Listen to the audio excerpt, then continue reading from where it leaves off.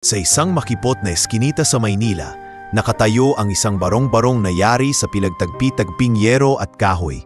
Dito nakatira si Ramon, isang construction worker na 3 taon nang nag-iisa sa pagpapalaki sa kanyang anak na si Laika, matapos pumanaw ang kanyang asawa dahil sa sakit. Bagamat payak lamang ang kanilang tahanan, puno naman ito ng pagmamahalan at pag-aaruga. Bawat araw, bago sumikat ang araw, gising na si Ramon. Tumatayo siya mula sa kanyang banig, inaayos ang mga gamit, at tahimik na tinitignan ang anak na mahimbing pang natutulog. Halos mapaluha siya tuwing naaalala kung paano iniwan sila ng kanyang asawa. Ngunit sa tuwing nakikita niya si Laika, ay nagkakaroon siya ng lakas upang ipagpatuloy ang buhay. "Anak, aalis na si Papa ha. Nandyan sa mesa ang pandesal. Kumain ka bago ka pumasok sa eskwela." Mahina niyang wika habang hinahaplos ang buhok ng natutulog na bata. "Papa, ingat ka po." Mahina namang sagot ni Laika, na hindi pa man tuluyang gising ay ramdam na ang pagmamahal sa kanyang ama.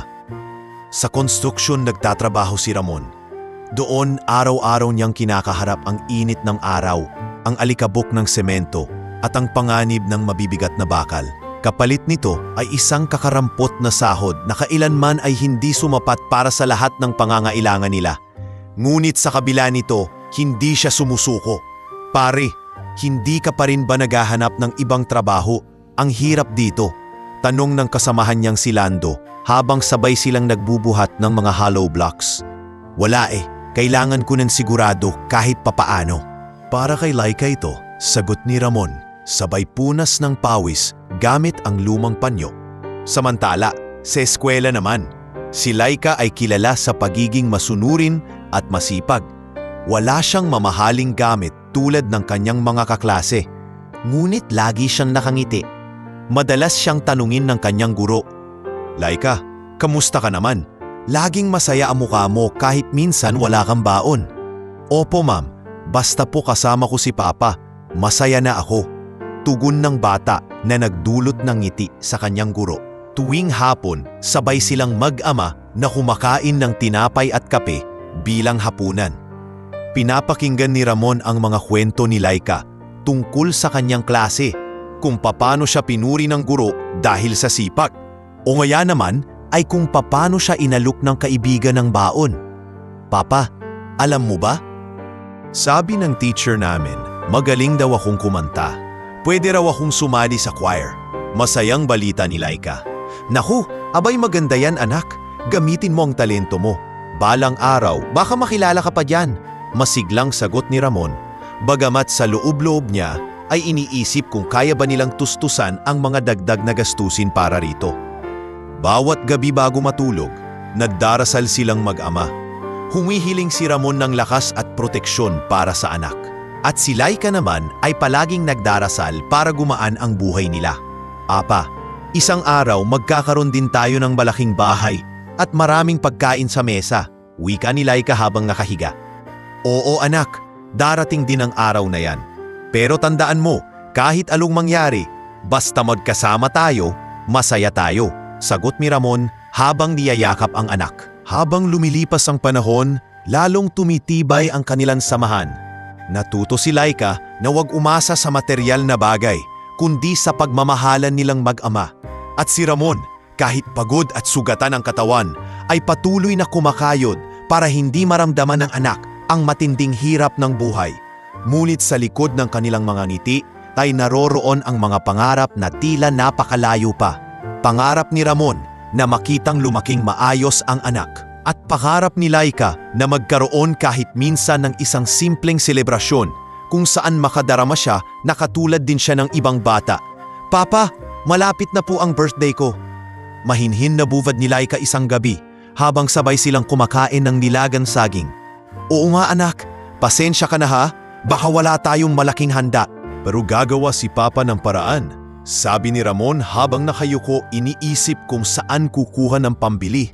"Hindi naman po mahalaga ang handa, Papa. Basta po makasama ko kayo, sapat na."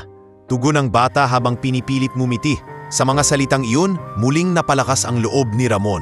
Kahit anong hirap, sisikapin niyang mabigyan ng ngiti ang anak sa kanyang kaarawan, sa pantahan niya.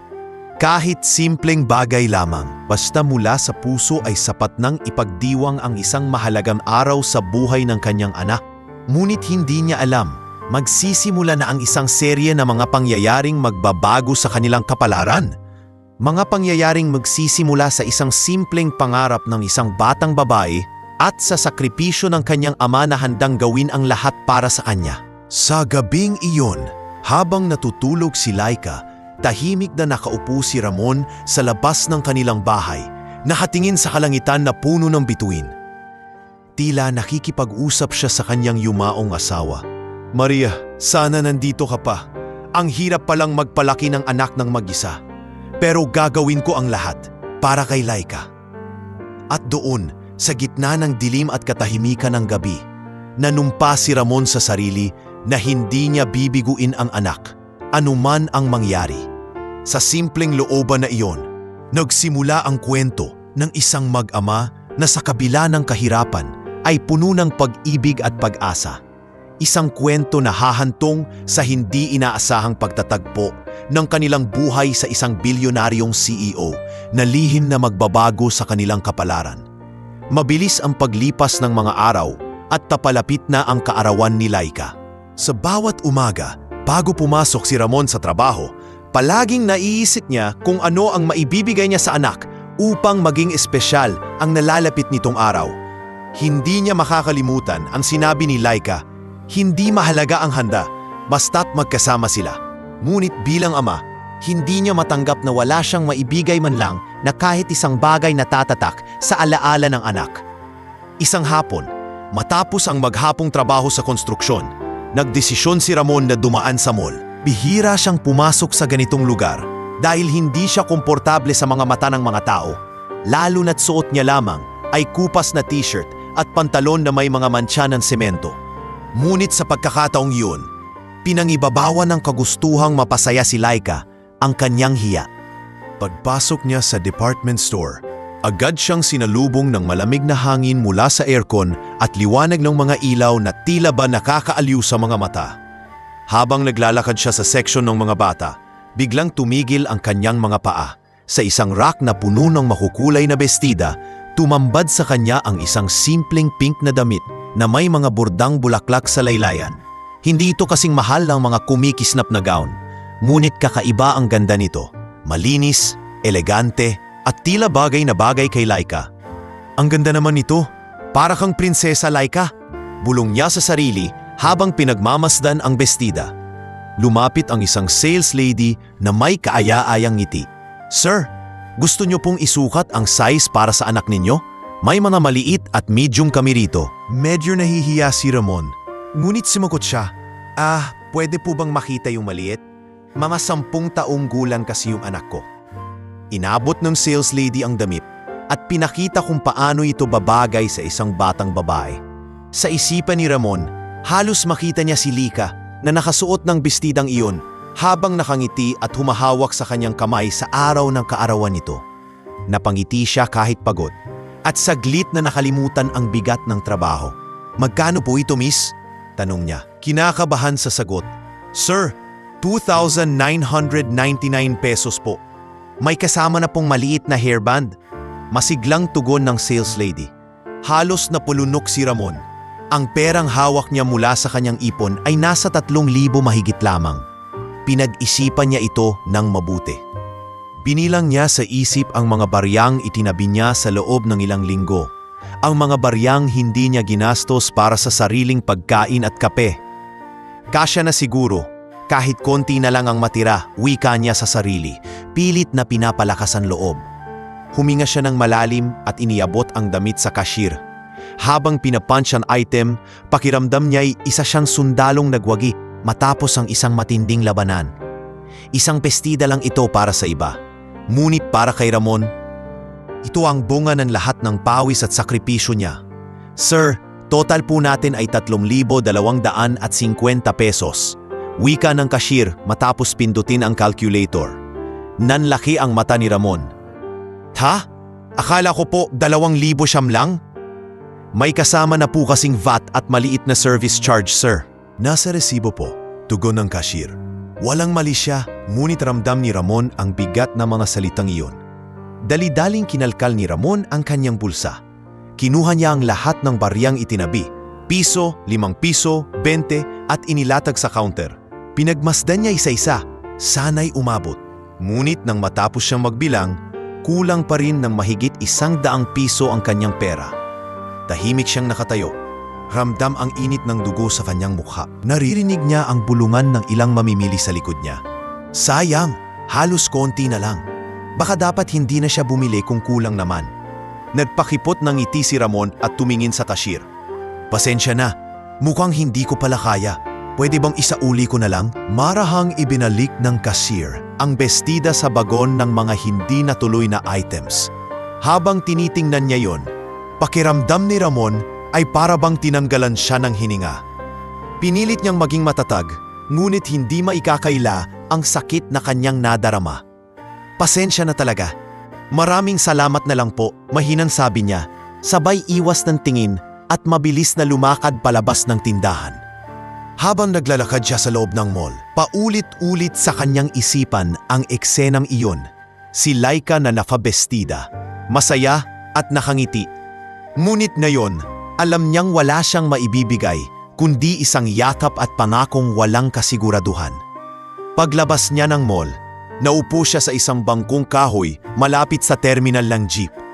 Doon kinuha niya ang lumang wallet at muling binilang ang natitirang pera. 350 piso na lang ang laman nito. Hawak niya iyon ng mahigpit, parang ayaw niya ng pakawalan, dahil iyon na lang ang panggastos nila sa pagkain sa susunod na linggo. Maria, bulong niya habang nakatingala sa kalangitan. Tila kinakausap ang kanyang yumaong asawa. Pasensya na, hindi ko man lang mabigyan ng bestida ang anak natin. Sana maintindihan niya. Habang nakaupo siya roon, dumaan ang isang batang naglalakong candy at yosi. Kuya, bili na po, 3 piso lang. Alok ng bata. Tiningnan ni Ramon ang batang halos kasing edad ni Laika, pawis at pagod. Naglalako para lamang makaraos. Napailing siya at muling napahawak sa kanyang wallet. Ganito talaga ang buhay. Kailangan matibay, bulong niya sa sarili. At sa gabing iyon, umuwi siyang wala ni anong dalang regalo. Tanging mabigat na puso at pilit na ngiti ang kanyang pasalubong sa anak. Ngunit sa loob-loob niya, nanumpa siyang gagawa pa rin siya ng paraan, kahit anong mangyari, para hindi tuluyang mabigo si Lika sa kanyang espesyal na araw. Sa hindi kalayuan, may isang taong nakamasid sa buong pangyayari, isang taong may kapangyarihang magpabago sa takbo ng kanilang buhay. Ngunit sa mga oras na yon, nanahimik lamang.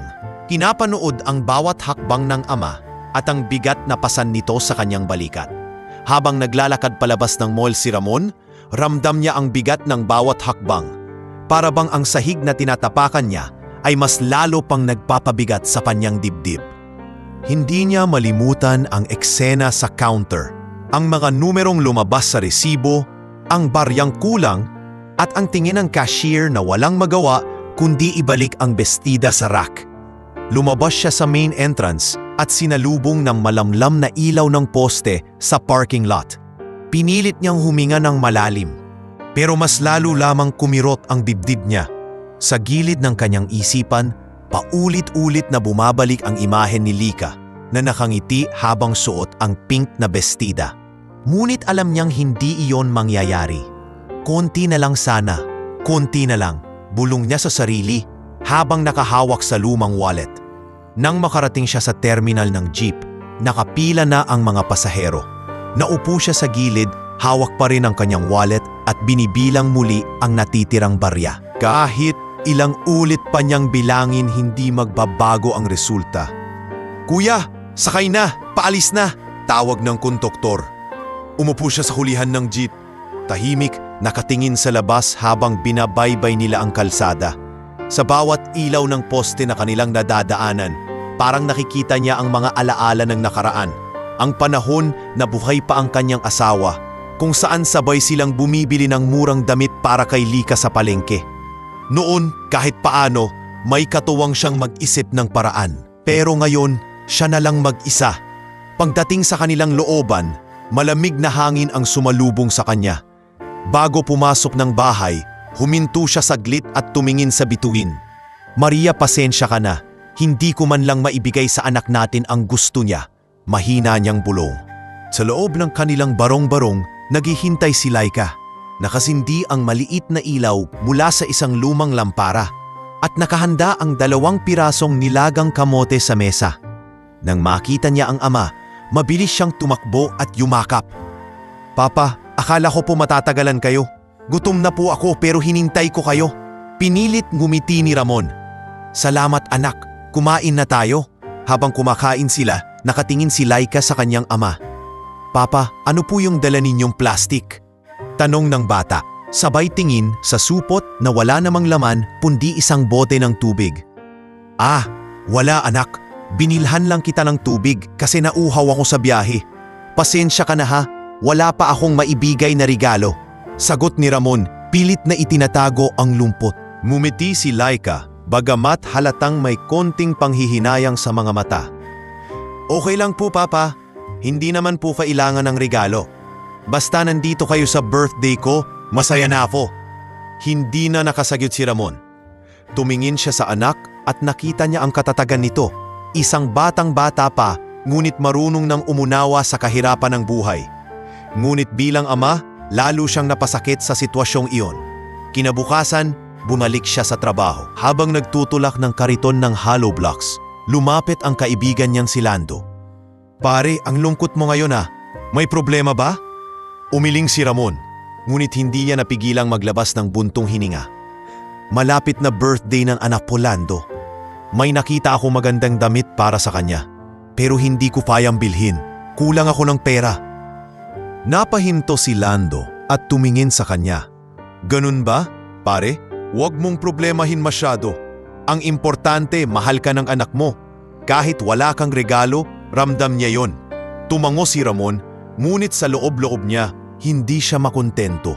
Alam niyang totoo ang sinabi ni Lando, pero hindi niya kayang tanggapin na wala man lang siyang maibigay. Pag-uwi niya kinagabihan, nadatnan niya si Laika na nagsusulat sa kanyang maliit na notebook. Lumapit siya at tinanong, "Ano yang sinusulat mo, anak?" Ngumiti si Laika, "Papa, gumagawa po ako ng wishlist. Sabi kasi ng teacher ko, dapat daw ilista namin ang gusto namin sa birthday." Kinuha ni Ramon ang notebook at binasa. Nakasulat doon, magkasama kami ni Papa sa birthday ko. Kumain kami ng kahit simpleng spaghetti. Sana makasama ko pa si Papa sa lahat ng birthday ko. Napangiti si Ramon, ngunit sa parehong oras ay napaluha. Anak, bakit wala sa listahan mo yung bestida na nakita mo noon? Sumagot si Laika. Papa, kasi alam kong mahal yun. Ayoko po kayong mahirapan. Hindi na nakasagot si Ramon. Niyakap niya ang anak at mahigpit na pinisil ang kamay nito. Salamat anak, hindi ka lang mabait, napakatalino mo pa. Pangako, gagawa ako ng paraan. Hindi man ngayon, pero balang araw, ibibigay ko lahat ng pangarap mo. Lumipas ang mga araw at papalapit na ng papalapit ang birthday ni Laika. Habang abala ang ibang magulang sa paghahanda ng party para sa kanilang mga anak, si Ramon naman ay patuloy na nagtatrabaho at nag-iipon kahit barya lang ang naitatabi. Ngunit sa kanyang isip, malinaw ang katotohanan. Hindi sapat ang kanyang kinikita upang mabili ang simpleng pangarap ng anak. Sa bawat pagbuhat niya ng simento, sa bawat patak ng pawis sa noo, paulit-ulit niyang tanong sa sarili, hanggang kailan ako magiging kulang? Hanggang kailan ako hindi makakapagbigay? At sa mga sandaling iyon, habang tuloy-tuloy ang kanyang laban sa kahirapan, hindi niya alam na may mga matang nakamasid. Tahimik lamang, ngunit pinagmamasdan ang bawat sakripisyo niya. Isang taong hindi pa niya nakikilala, ngunit may malaking papel na gagampanan sa kanilang buhay. Sa parehong mall, kung saan halos naluha si Ramon sa pagsauli ng bestida, nakaupo sa isang coffee shop na nakatanaw sa loob ng department store ang isang lalaking sanay sa marangyang buhay. Siya si Alejandro Vergara, kilalang bilyonaryong CEO na may-ari ng isa sa pinakamalalaking kumpanya ng fashion at retail sa bansa.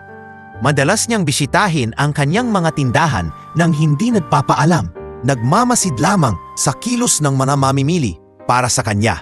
Dito niya nakikita ang totoong kalagayan ng lipunan, ang hirap at tuwa ng mga simpleng tao na bumibili ng kanyang mga produkto. Nang araw na iyon, hindi inaasahan ni Alejandro na magiging saksi siya sa isang tagpong tatatak sa kanyang puso. Mula sa malayo, nakita niya si Ramon na namimili ng bestida. Sa unay, hindi niya pinansin, ngunit habang pinagmamasdan, naramdaman niyang kakaiba ang aura ng lalaking ito. Kitang-kita niya ang mga galos sa braso, ang pagod sa muka at ang kupas na damit na waring galing pa sa matinding trabaho. Ngunit higit sa lahat, napansin niya ang ningning sa mata ng lalaki habang hawak ang pink na bestida. Parang baon nito ang lahat ng pag-asa at pagmamahal para sa anak. "Sir, ready na po yung order ninyo," wika ng barista habang inilapag ang kape sa mesa. Ngunit hindi pinansin ni Alejandro ang kanyang inumin. Abala ang kanyang mga mata kay Ramon. Habang binibilang ni Ramon ang mga baryang dala niya sa counter, naramdaman ni Alejandro ang kakaibang kirot sa dibdib. Alam niya ang hitsura ng isang ama na nagsisikap para sa anak. Kahit hindi pa niya naririnig ang kanilang usapan, malinaw ang mensahe. Isang ama na gustong ibigay ang lahat, ngunit kapos. Nang makita niyang ibinalik ni Ramon ang bestida dahil kulang ang pera, napahinto si Alejandro sa paghinga. Sanay siya sa mga transaksyong milyon-milyon ang halaga, ngunit ang simpleng eksenang iyon ay tila mas mabigat pa sa lahat ng kontratang kanyang nilagdaan. Tahimik siyang umupo, nakamasid hanggang sa lumabas si Ramon ng mall. Dala ang lungkot sa mukha. Ganito pala ang buhay ng marami, bulong niya sa sarili. Kinabukasan, bumalik si Alejandro sa parehong tindahan. Nagkunwari siyang isang simpleng customer. Pinili ang parehong bestida na halos maging dahilan ng pagluha ni Ramon. Hinawakan niya ito at muling naalala ang eksenang nasaksihan niya. Isang simpleng bestida, pero para sa kanila, isang pangarap. Mahina niyang wika. "Sir, magandang choice po yan." Bagay na bagay sa isang batang 10 taong gulang, ani ng sales lady. Numiti si Alejandro. "Bibilhin ko ito. At kung maaari, ipabalot niyo ng maganda." Habang binabalot ng sales lady ang bestida, inisip ni Alejandro kung paano niya makikita muli ang mag-ama. Hindi niya nais na ipahiya sila o gawing utang na loob ang kanyang gagawin. Nais niya lamang na iparamdam na may nakakarinig sa mga dasal nila.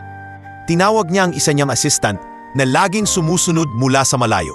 "Hanapin mo kung saan nakatira yung lalaking bumili sana ng damit na ito kagabi, pero hindi natuloy. Kailangan ko ng address nila. Ngunit tahimik lang. Walang press, walang media. Gusto ko, pribado lang." Tumango ang assistant, sanay na sa mga biglaang utos ng kanyang amo. Habang hinihintay ang impormasyon, bumalik si Alejandro sa kanyang opisina sa Makati. Sa kanyang mesa, nakatambak ang mga kontrata at business proposals. Ngunit hindi niya magawang mag-focus. Paulit-ulit sa kanyang isip ang larawan ni Ramon na halos mamilipit sa hiya at lungkot habang isinusoli ang damit. Ganito pala ang buhay sa labas ng mga boardroom, bulong niya habang pinagmamasdan ang larawan ng kanyang sariling anak na babae na ngayon ay nag-aaral sa ibang bansa. Napaisip siya kung gaano kaswerte ang kanyang anak na hindi kailanman nakaranas ng ganoong uri ng paghihirap. Lumipas ang ilang araw, bumalik ang kanyang assistant, dala ang address. "Sir, nahanap ko na po." Nakatira sila sa isang looban sa Maynila. Payak lang po ang bahay, mag-ama lang silang dalawa. Inabot ni Alejandro ang nakabalot na bestida. "Dalhin mo ito sa kanila. Huwag kang magpakilala. Sabihin mo na regalo mula sa isang kaibigan." Ngunit bago umalis ang assistant, muling nagsalita si Alejandro. "Isama mo na rin itong sulat." Kumuha siya ng papel at nagsulat. "Hindi ko kayo kilala, ngunit nakita ko kung gaano kayo nagsisikap. Ang regalong ito ay maliit lamang, ngunit sana'y magdala ng ngiti sa inyong anak. Huwag ninyong isipin na may kapalit ito. Minsan, may mga taong nais lang maging saksi sa pagmamahalan ng mag-ama." Matapos ipabalot ang sulat kasama ng bestida, ipinadala ito ni Alejandro sa tirahan ni Ramon at Laika.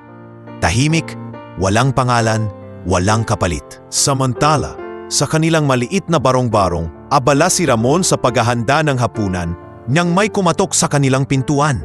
Pagbukas niya, wala siyang nadatnan kundi isang kahon na nakabalot ng makulay na papel. Nakatayo lang siya. Nagtataka kung sino ang nag-iwan. Papa, ano po yan? Tanong ni Laika, sabik na tumakbo papalapit. Binuksan nila ang kahon at tumambad ang bestidang matagal nang inaasam ni Laika. Halos hindi makapaniwala si Ramon. Niyakap agad ni Laika ang bestida at sumigaw. Papa, ito po yung damit na gusto ko.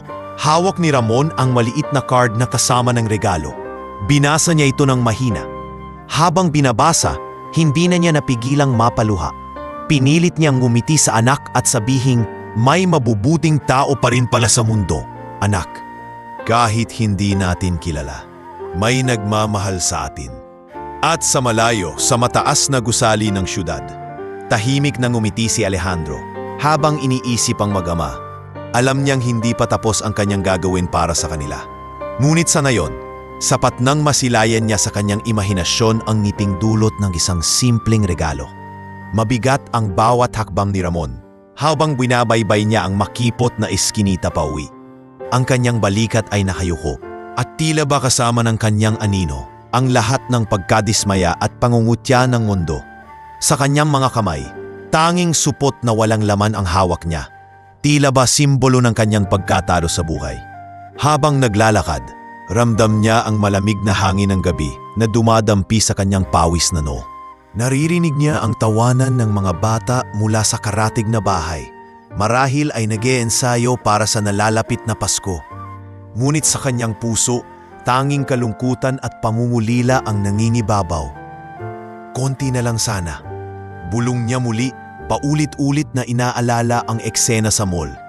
Ang mukha ng cashier, ang buluman ng mga tao sa likod, at higit sa lahat, ang pink na bestidang unti-unting nawala sa kanyang paningin nang ito'y ibalik sa rack. Pagdating niya sa kanilang barong-barong, naabutan niya si Laika na nakaupo sa harap ng mesa, nakatitig sa isang pirasong kandilang nagsisilbing ilaw. Agad itong tumayo at tumakbo papunta sa kanya. Papa, akala ko po matagal pa kayo. Gutom na po ako pero hinintay ko kayo. Masayang bati ng bata. Tila walang kamalay-malay sa bigat ng pinagdadaanan ng kanyang ama. Pinilit ngumiti ni Ramon. Inilapag niya ang supot na wala namang lamang espesyal. Pasensya ka na anak, wala si Papa na biling regalo. Pero may dala akong pandesal. Kumain na muna tayo. Napansin ni Laika na tila malungkot ang tono ng kanyang ama. Lumapit siya at niyakap ito. Papa, hindi naman po mahalaga ang regalo. Basta nandito ngayon, masaya na ako. Pinisil ni Ramon ang balikat ng anak at sabay silang umupo upang kumain ng simpleng hapunan. Habang pinapainit niya ang kape at inilalapag ang pandesal sa mesa, iniwasan niyang ipakita ang kanyang lungkot. Ngunit sa bawat kagat niya sa tinapay, parang naiisip niya ang lahat ng pagkukulang niya bilang ama. Matapos kumain, sabay silang humiga sa banig. Tahimik lamang si Ramon, nakatingin sa kisame habang mahigpit na yakap si Laika. Papa, mahina at antok na sabi ng bata. Kahit wala po tayong handa sa birthday ko, masaya pa rin ako. Kasi nandyan kayo. Yun lang po ang wish ko. Napaluha si Ramon. Hinalikan niya sa noo ang anak. Anak, pangako ni Papa, gagawin ko sang lahat para mapasaya ka. Kahit ano pa ang mangyari. Kinabukasan, maaga siyang pumasok sa trabaho. Habang nagbubuhat ng semento, ramdam pa rin niya ang bigat sa kanyang dibdib. Lumapit muli si Lando, ang kanyang kaibigan. Pare, halata sa mukha mong may mabigat kang iniisip, sabi nito. Huminga ng malalim si Ramon. Lando, hindi ko man lang nabigyan ng regalo si Laika. Birthday na niya bukas. Wala man lang akong maipakita sa kanya na espesyal. Napailing si Lando at tinapik siya sa balikat. Pare, huwag mong dibdibin ng sobra. Ang anak mo marunong umunawa. Alam kong hindi siya tulad ng ibang bata na puro material na bagay ang hinihingi. Ang pagmamahal mo pa lang, sapat na. Tumango si Ramon, ngunit sa puso niya nanatili ang kirot. Sa bawat araw na nakikita niyang naglalakad si Lika, papunta sa eskwela, gamit ang lumang tsinelas. Sa bawat pagkakataong umuuwi ito, nabitbit lamang ang librong may punit-punit na pahina. Lalo niyang nararamdaman ang kanyang kakulangan. Pagsapit ng gabi, bago ang birthday ni Lika, abala siya sa paghahanda ng maliit na selebrasyon. Nagluto siya ng pansit gamit ang kaunting sangkap na nauha niya sa palengke sa murang halaga. Bumili rin siya ng 2 pirasong itlog at isang maliit na soft drinks.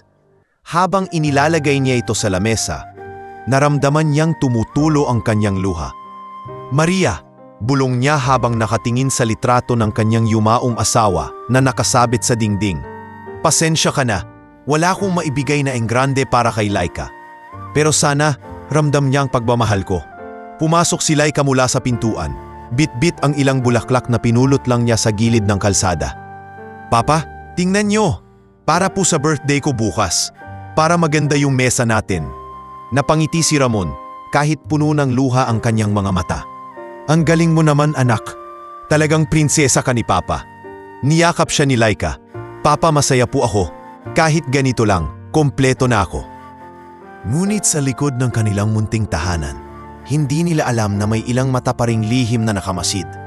Ang taong nakakita sa lahat ng sakripisyo ni Ramon at ngiti ni Laika ay patuloy na nagmamasid mula sa malayo. Tahimik, ngunit puno ng plano upang baguhin ang takbo ng kanilang buhay.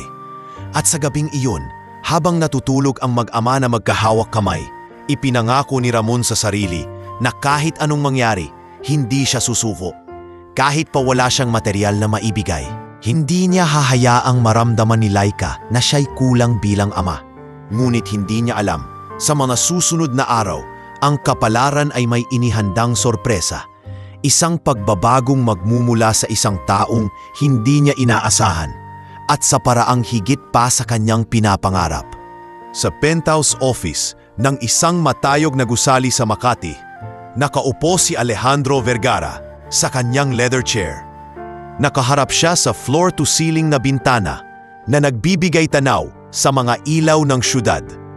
Ngunit sa halip na pagtuunan ng pansin ang mga business reports na nakasalansan sa kanyang mesa, paulit-ulit lamang na bumabalik sa kanyang isipan ang eksenang nasaksihan niya.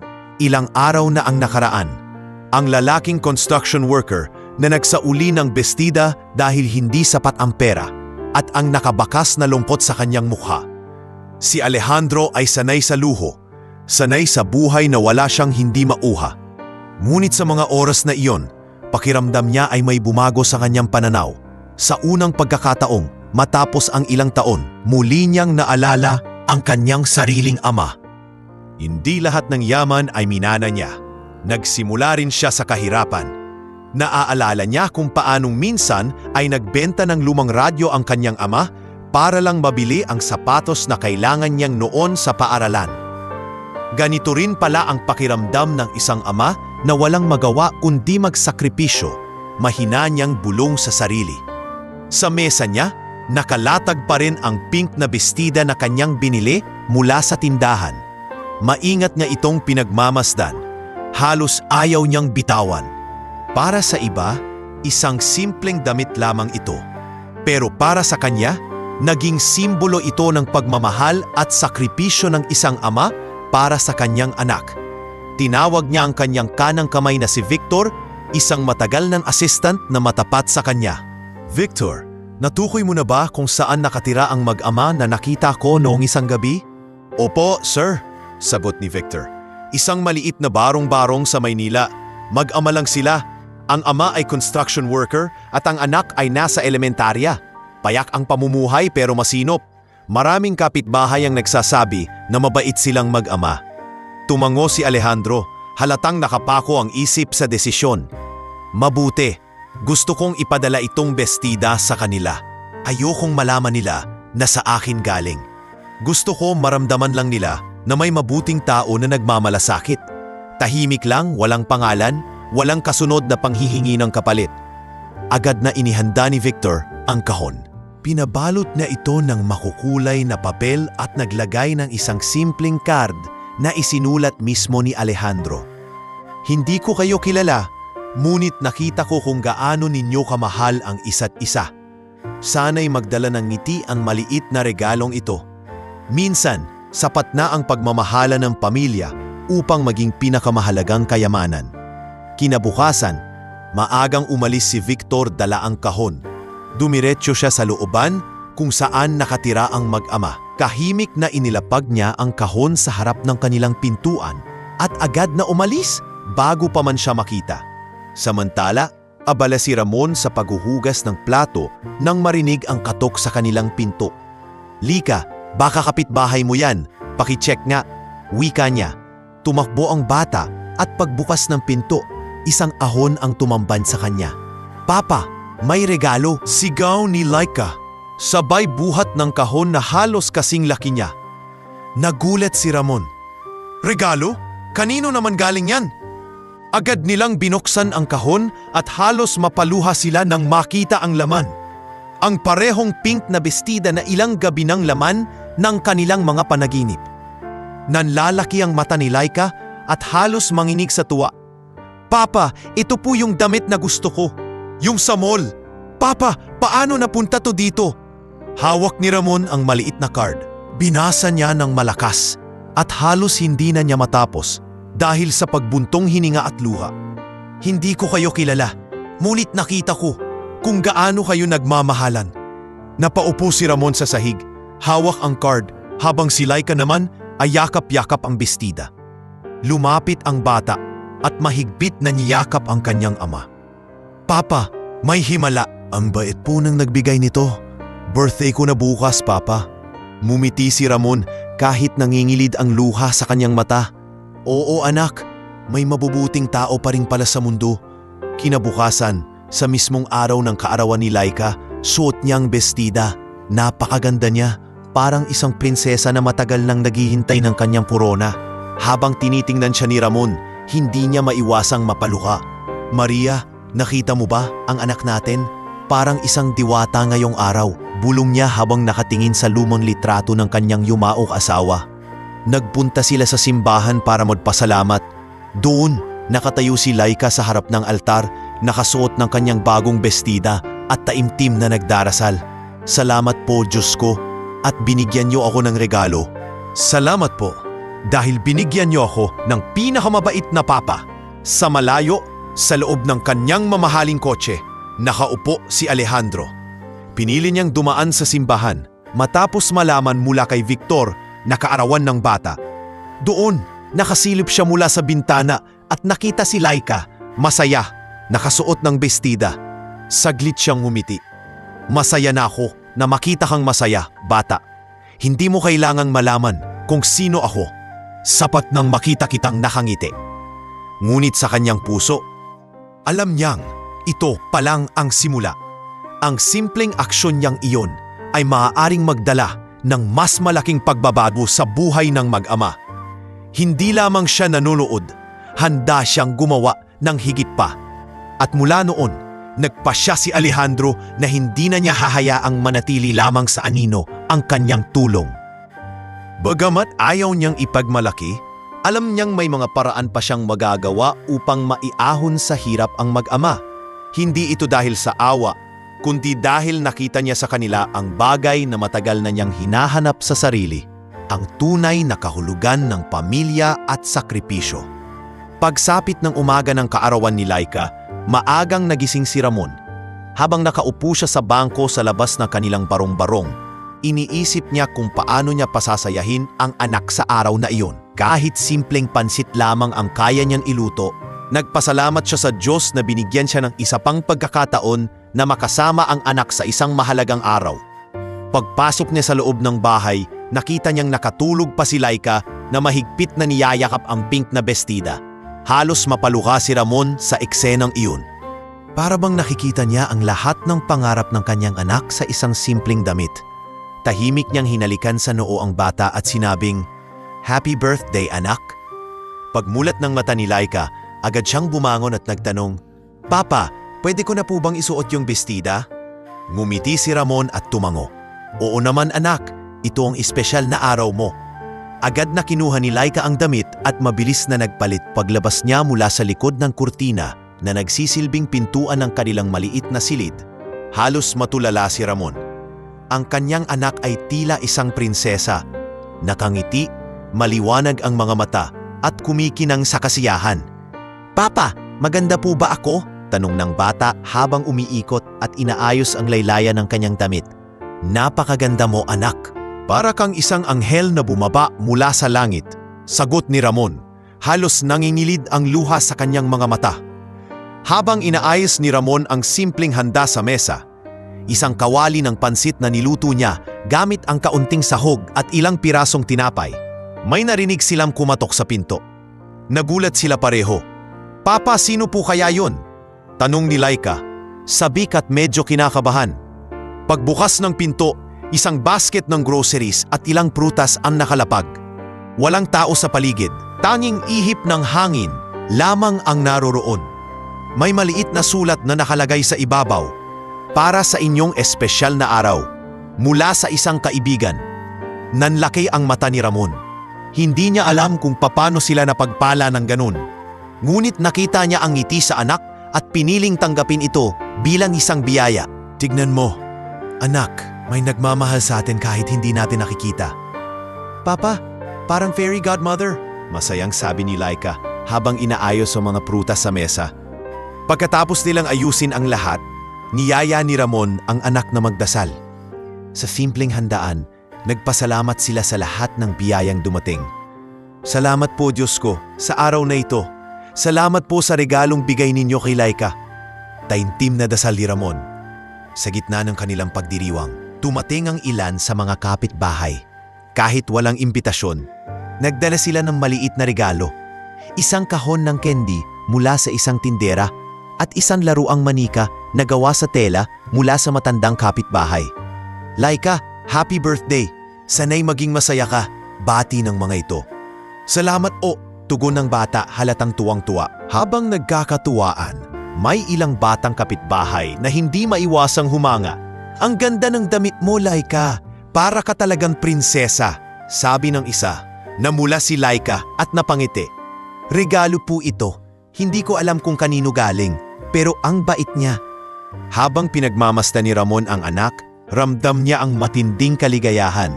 Sa unang pagkakataon matapos ang mahabang panahon, nakita niyang sobrang saya ni Laika. Isang kasiyahang hindi niya inaasahan na mararanasan ng anak ngayong taon. Ngunit sa kabilang dako ng syudad, nakaupo si Alejandro Vergara sa loob ng kanyang sasakyan. Tahimik siyang nagmasid mula sa malayo. Pinadala niya ang mga groceries bilang dagdag na regalo. Ngunit hindi niya nais na magpakilala. Para sa kanya, mas mahalaga na maramdaman ng mag-ama na may tumutulong sa kanila ng walang hinihinging kapalit. "Masaya na ako na makita silang masaya," bulong niya habang nakatanaw sa malayong liwanag ng kanilang looban. Pagbalik sa kanilang tahanan, patuloy ang kasiyahan ni Ramon at Laika. Habang kumakain sila ng pansit at prutas, nagsimula si Laika na kumanta ng simpleng awit na natutunan niya sa paaralan. "Happy birthday to me," sabay tawanan ng mga bisita. "Papa, salamat po ha. Hindi ko akalaing magiging espesyal ang birthday ko," sabi ni Laika habang niyayakap ang kanyang ama. "Anak, salamat din sa'yo. Kung hindi dahil sa'yo, baka matagal na akong sumuko sa buhay. Ikaw ang lakas ko," sagot ni Ramon habang pinipisil ang kamay ng anak. Lumipas ang buong maghapon na puno ng tawanan at simpleng kasiyahan.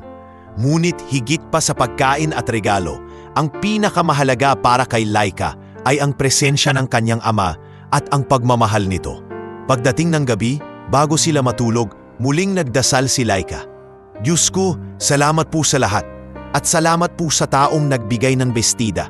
Sana po, bigyan niyo siya ng maraming biyaya." Tahimik na napaluha si Ramon. Sa isipan niya, hindi niya alam kung sino ang nagbigay ng lahat ng iyon. Ngunit malinaw sa kanya ang isang bagay, hindi sila nag-iisa sa kanilang laban. May mga taong marunong pa ring magmahal at magbigay kahit walang pangalan. At sa mga oras na iyon, naramdaman ni Ramon ang isang bagay na matagal na niyang hindi naramdaman.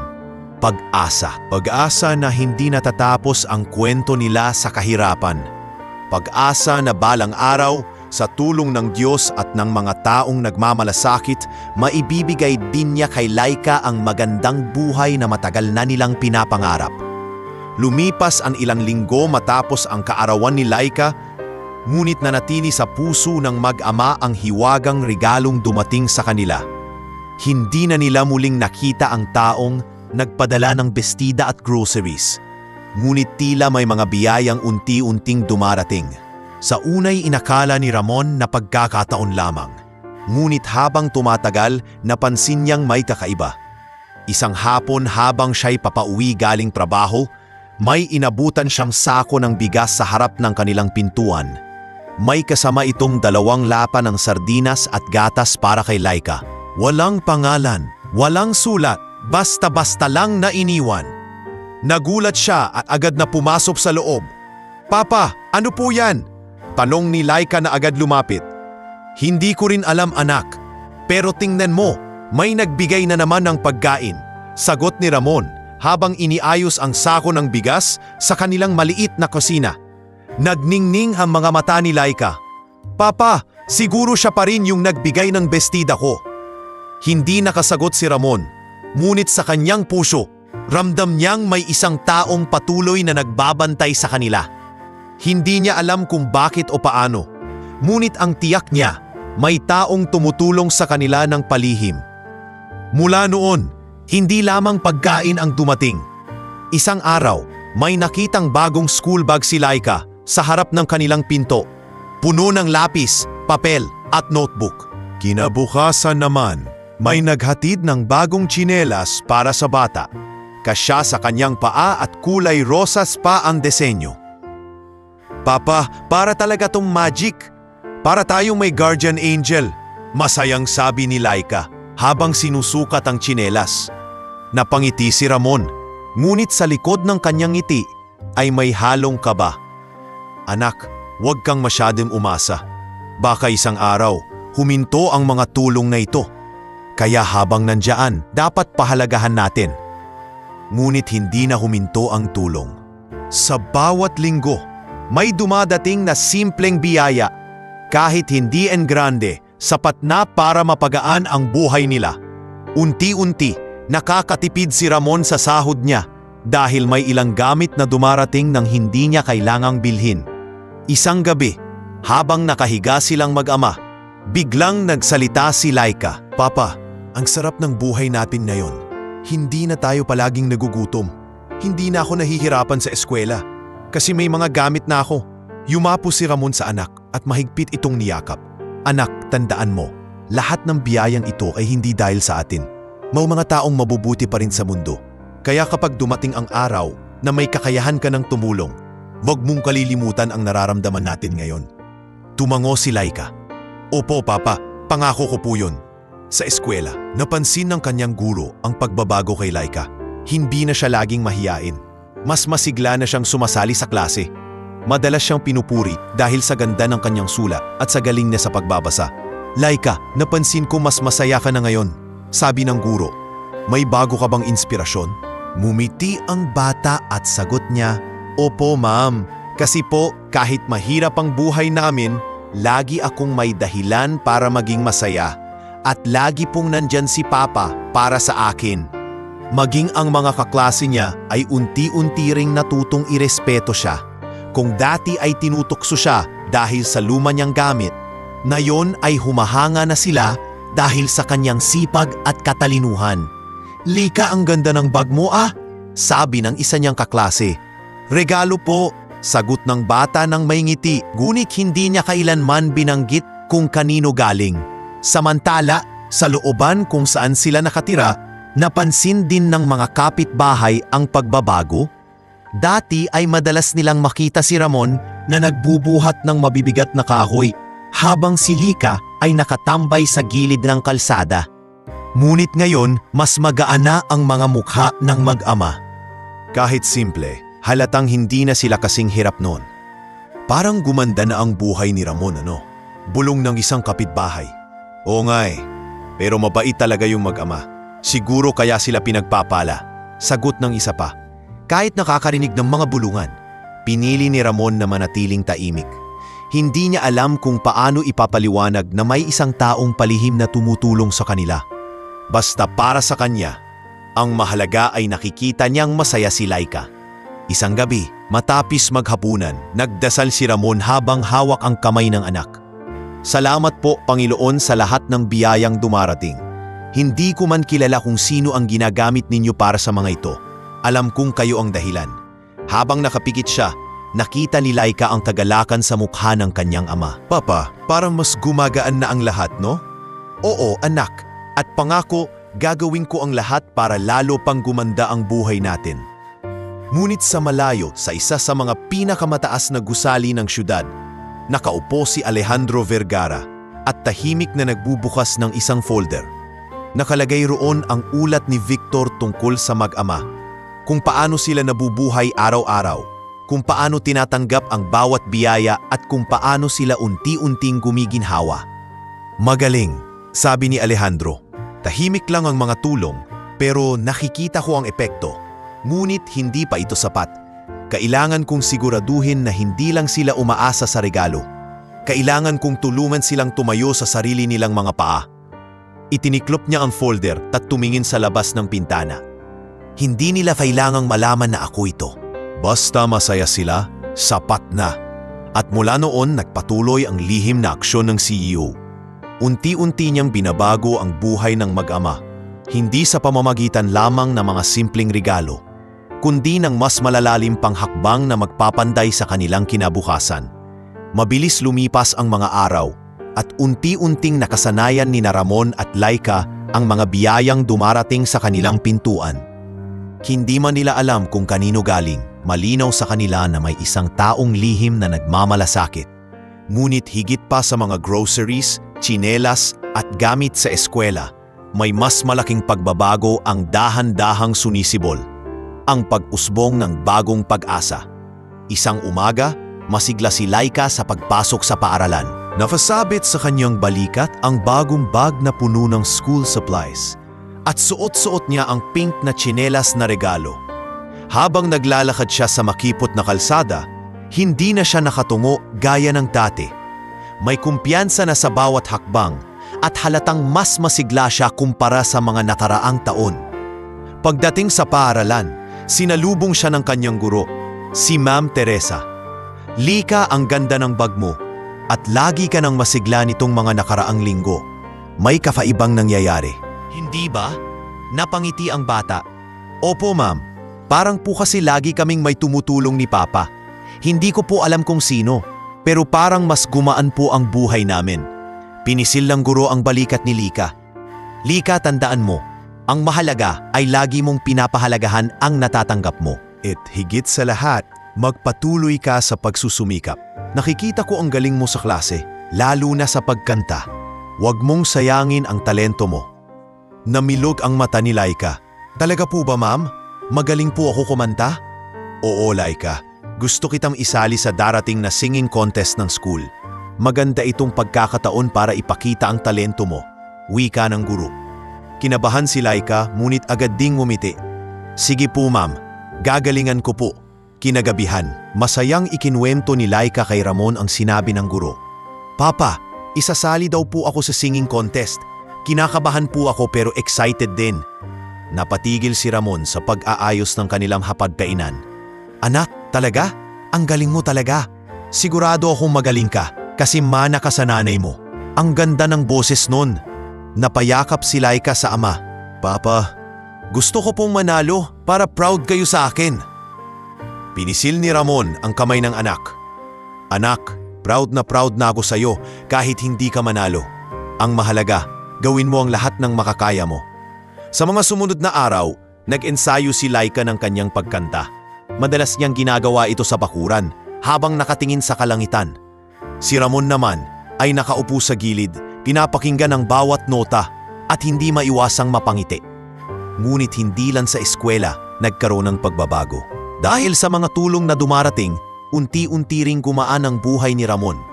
Mas nakakatipid siya at nagkaroon ng pagkakataon na mag-ipon kahit kaunti. Ang dating araw-araw na pangamba kung saan kukuha ng pagkain ay napalitan ng pag-asa na may darating pang magagandang araw. Lando, pare napapansin ko, para mas gumagaan na ang buhay mo ah. Wika ng kanyang kaibigan sa trabaho habang sabay silang nagbubuhat ng semento. Ngumiti si Ramon, bahagyang nahihiya. Oo nga Lando, ewan ko ba, parang may mga biyaya na lang bigla dumarating.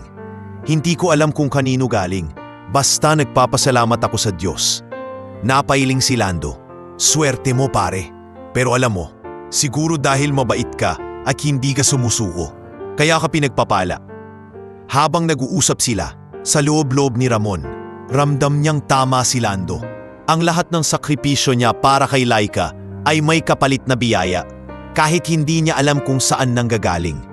Isang linggo bago ang singing contest, nagkaroon ng pagkakataong sumali si Laika sa choir ng kanilang barangay chapel. Halos hindi siya makapaniwala nang marinig ng mga kapitbahay ang kanyang boses. "Lika, ang ganda ng boses mo!" Sigaw ng isang kapitbahay. "Oo nga, parang artista!" Dagdag pa ng isa na mula si Lika at tumakbo papunta sa kanyang ama. "Papa, narinig niyo po sila? Ang saya ko po!" Niyakap siya ni Ramon. "Oo anak, nakikita mo na, hindi lang ako ang proud sa'yo, pati mga tao sa paligid natin." Habang abala sila sa paghahanda para sa contest, muling dumating ang isang sorpresa. Sa pintuan ng kanilang bahay, may iniwang kahon na naglalaman ng bagong sapatos na pang-entablado para kay Lika. Kasama nito ang isang simpleng card na may nakasulat, "Para sa isang prinsesang may ginintuang tinig. Gamitin mo ito sa iyong pagtindig sa entablado." Naluha si Ramon habang binabasa ang sulat. "Hindi talaga tayo pinapabayaan, anak." "Papa, parang alam niya yung contest ko." Wika ni Laika. Halos hindi makapaniwala. Ngumiti si Ramon. "Siguro anak, may mga taong nagmamalasakit na gusto lang makita kang umangat." At dumating ang araw ng contest. Nakasabit sa entablado ang makukulay na dekorasyon at puno ng tao ang covered court ng eskwelahan. Habang napasuot ng kanyang pink na bestida at bagong sapatos, nakatayo si Laika sa gilid ng stage, kinakabahan ngunit masigla. "Papa, kinakabahan po ako," bulong niya habang hawak ang kamay ng ama.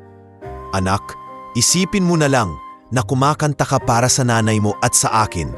Huwag kang matakot, kaya mo yan," sagot ni Ramon habang pinipisil ang kamay ng anak. Nang tawagin ang pangalan ni Laika, marahang lumakad siya sa entablado. Tumitig siya sa mga tao at muling inalala ang lahat ng sakripisyo ng kanyang ama. Pagbukas ng kanyang bibig, dumaloy ang isang napakagandang tinig na nagpatahimik sa buong lugar. Habang kumakanta siya, hindi maiwasang mapaluha ang mga guro at maging ang ilang magulang sa audience. Sa gilid naman ng court, tahimik na nakamasid si Alejandro Vergara. Hindi siya lumapit, ngunit nakinig siya sa bawat nota ng bata. May kakaiba sa batang ito, bulong niya sa sarili. Hindi lang siya basta umaawit, nagsasalita ang puso niya. Pagkatapos ng kanyang performance, malakas na palakpakan ang bumalot sa lugar. Tumakbo si Laika pababa ng entablado at agad na niyakap ang kanyang ama. "Papa, nagawa ko po." Ngumiti si Ramon, kahit luhaan. "Oo anak, at proud na proud ako sa iyo." Sa gabing iyon, habang magkahawa kamay silang umuuwi, dama nilang hindi lamang basta araw ng contest ang lumipas. Ito'y araw na nagsimula ang bagong pag-asa na hindi sila mananatili sa dilim, kundi may liwanag na unti-unting gumagabay sa kanilang landas. Matapos ang matagumpay na singing contest kung saan pinatunayan ni Laika ang kanyang talento, tila lalo pang gumaan ang takbo ng buhay ni Ramon. Kahit hindi sila nag-uwi ng tropeo, ikatlong pwesto lamang ang nakuha ni Laika. Higit pa roon ang kanilang naani, respeto ng mga guro, pagkilala ng mga kaklase, at tiwala ng mga kapitbahay na dati walang pakialam sa kanila. Ngunit higit sa lahat, napansin ni Ramon na dumarami ang mga pagkakataong tila ipinapakita ng kapalaran na hindi sila nag-iisa. Minsan ay groceries, minsan school supplies, at minsan ay simpleng pang-araw-araw na gamit. Hindi na sila nagtataka kung saan nanggagaling. Itinuring na lamang nila itong mga himalang bigay ng Diyos. Ngunit sa puso ni Ramon, palaging may talong, sino kaya ang lihim na nagbabantay sa kanila? Dumating ang araw na si Laika ay inanyayahan na umawit sa isang malaking pagtitipon sa kanilang barangay. Isang corporate event na pinonduhan ng isang malaking kumpanya. Doon, maraming negosyante at kilalang tao ang dumalo, kabilang na si Alejandro Vergara, na lihim na nakamasin sa kanila sa mga nakaraang buwan. Pagdating nila sa lugar, Halos mangingig si Ramon sa kaba. Hindi siya sanay sa magagarang lugar na iyon. Mga ilaw na humikislap, malalaking dekorasyon, at mga taong nakasuot ng mamahaling kasuotan. Ngunit si Laika, kahit kinakabahan, ay buong tapang na naglakad patungo sa entablado. "Papa, andito na po ako, kaya ko po ito." Wika ng bata habang mahigpit na hinahawakan ang kamay ng kanyang ama. Tumango si Ramon at kumiti. "Oo anak, basta isipin mo, nandito lang ako sa tabi mo." Nang magsimula ng umawit si Laika, napuno ng katahimikan ang buong bulwagan. Ang kanyang tinig ay malinis, puno ng damdamin at tila dumidiretso sa puso ng mga nakikinig. Marami ang napaluha at maging si Alejandro na nakaupo sa harap ay hindi maiwasang humanga. Matapos ang kanyang pagtatanghal, lumapit ang host ng programa at inanyayahan ng mga sponsor na bumati. Isa sa mga unang lumapit ay si Alejandro mismo. Sa unang pagkakataon, humarap siya ng diretso sa manadama. "Magandang gabi sa inyong lahat." Palimula niya habang nakatingin kay Lika. "Isa lamang akong simpleng tagapanood kanina, ngunit hindi ko kayang palampasin ang pagkakataong ito." Ang batang ito, sabay turo kay Lika, ay may kakaibang tinig at kakaibang kwento. At ngayong gabi, nais kong ibahagi ang isang bagay na matagal ko nang inilihim. Nagulat si Ramon at napatingin sa anak. Ano kayang ibig niyang sabihin? Bulong niya. Huminga ng malalim si Alejandro at nagpatuloy. "Marahil ay hindi niyo ako kilala, ngunit ako ang taong palihim na nagpadala ng bestida sa batang ito noong kanyang kaarawan. Ako rin ang nagpadala ng groceries at iba pang simpleng tulong. Ginawa ko ito ng tahimik dahil ayokong isipin ninyong may kapalit. Inawa ko ito dahil nakita ko mismo kung paano nagsakripisyo ang kanyang ama. Isang lalaking nagsauli ng damit dahil hindi sapat ang kanyang pera, ngunit halatang handang ibigay ang lahat para sa anak. Nagbulungan ang mga tao sa bulwagan. Ang iba'y napahinto, ang iba na may napatingin kay Ramon at Lika na nanlalaki ang mga mata sa pagkabigla. "Papa!" Mahina ngunit nanginginig na bulong ni Lika. Siya pala, hindi makapagsalita si Ramon. Nanlaki ang kanyang mga mata.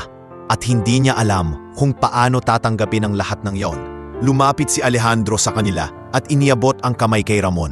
"Hindi ko ito ginawa para saktan ang iyong damdamin bilang ama. Ginawa ko ito dahil nakita ko ang iyong katatagan at nakita ko ang pagmamahal mo sa iyong anak. Ramdam ko ang sakripisyo mo. At bilang isang tao na minsan ding nanggaling sa hirap, nais kong ipaalam na may mga taong handang tumulong." Hindi nakapagsalita si Ramon. Pinipigil niya ang kanyang luha, ngunit sa huli bumigay din siya. "Maraming salamat, sir. Hindi ko po alam kung paano naming susuklian ang lahat ng ginawa ninyo."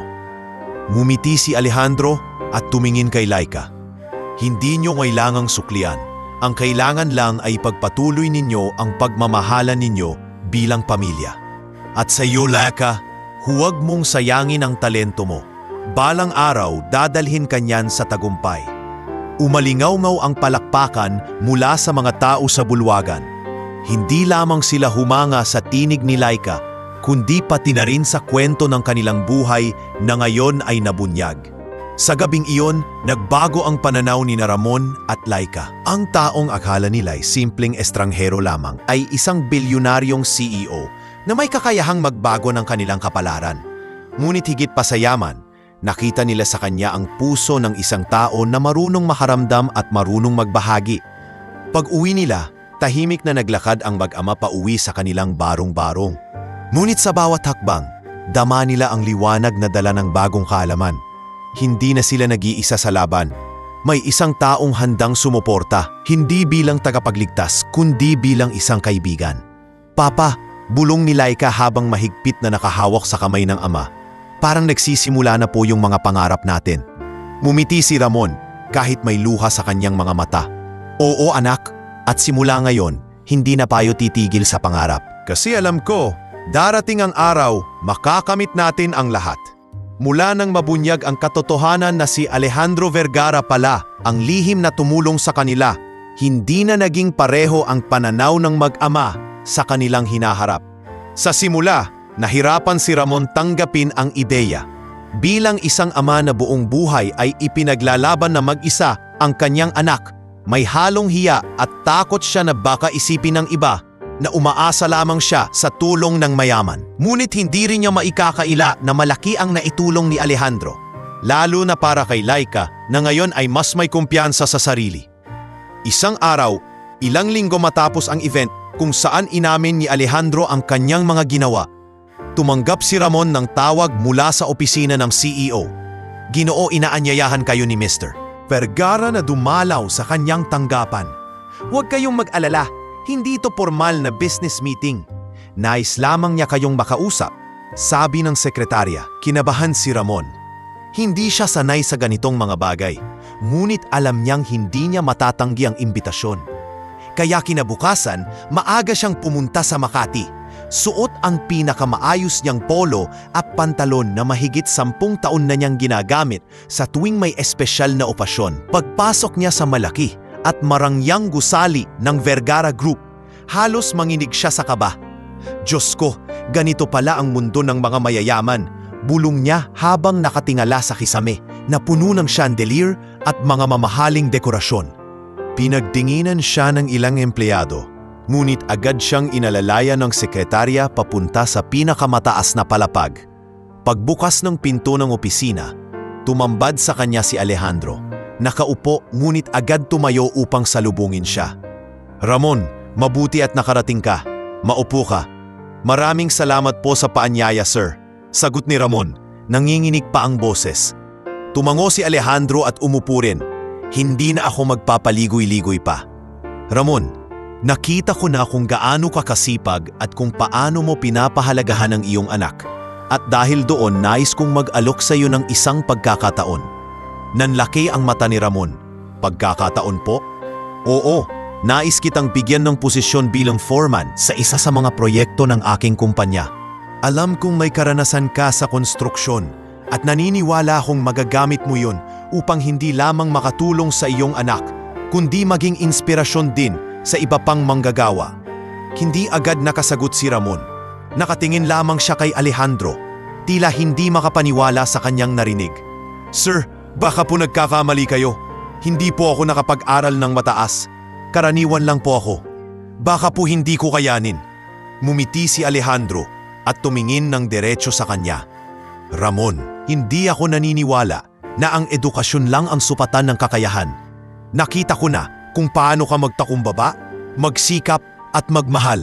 Kung nagawa mong itaguyod ang anak mo nang mag-isa sa kabila ng lahat, mas higit pa ang kaya mong gawin. Tuturuan ka ng aking mga ao at bibigyan kita ng pagkakataong ipakita ang iyong kakayahan. Halos mapaluha si Ramon. Sir, hindi ko po alam kung paano ko kayo pasasalamatan. Hindi ko po inasahan ito. Walang dapat ipagpasalamat, Ramon. Ang kailangan mo lang gawin ay patuloy na magsikap. At isa pa, dagdag ni Alejandro sabay lingon kay Victor na pumasok na may dalang folder. Nais ko ring ialok ang scholarship program ng kumpanya para kay Laika. Nakita ko ang talento ng anak mo at nais kong masigurado na hindi iyon masasayang. Napatakip ng bibig si Ramon sa sobrang gulat. Sir, sobra na po ito. Hindi ko alam kung karapat-dapat kami sa lahat ng ito. Tumayo si Alejandro at lumapit sa kanya. Ramon, wala kang dapat ikahiya. Karapat-dapat kayo dahil hindi kayo sumuko kahit kailan. At sa totoo lang, kayo ang nagpapaalala sa akin ng sarili kong ama. Siya man, walang kaya noon, pero hindi niya kami pinabayaan. Nagpatuloy ang kanilang pag-uusap at kalaunan ay lumabas si Ramon. Mula sa gusali na may magaan, ngunit nanginginig pa ring damdamin. Parang hindi siya makapaniwala sa lahat ng nangyari. Pag-uwi niya, sinalubong siya ni Laika. Papa, ano pong nangyari? Bakit po ang saya-saya niyo? Niyakap niya ng mahigpit ang anak. Anak, may magandang balita ako. Magkakaroon si Papa ng mas maayos na trabaho. At ikaw, anak, magkakaroon ka ng scholarship. Makakapag-aral ka ng maayos. Nanlaki ang mata ni Laika at halos mapatalon sa tuwa. Totoo po ba, Papa? Makakapag-aral po ako sa magandang paaralan? Oo, anak. Pangarap na natin ito at ngayon ay natutupad na. Umiyak si Laika at yumakap sa kanyang ama. Salamat po, Papa. Salamat po, Diyos ko. At sa isang tabi, habang pinagmamasdan ng mga kapitbahay ang mag-ama, Napailing sila at napangiti. Tignan mo nga naman, si Ramon na dati lugmok sa hirap, unti-unti nang umaangat. Siguro nga kapag matatag at hindi sumusuko, dumarating talaga ang biyaya. Sa gabing iyon, bago matulog, muling nagdasal si Ramon. Diyos ko, hindi ko man po kilala ang lahat ng plano ninyo. Ramdam ko na hindi nyo kami pinapabayaan. Salamat po sa mga taong ginagamit ninyo para tulungan kami. Pangako ko, hindi ko sisirain ang tiwalang ibinigay sa akin.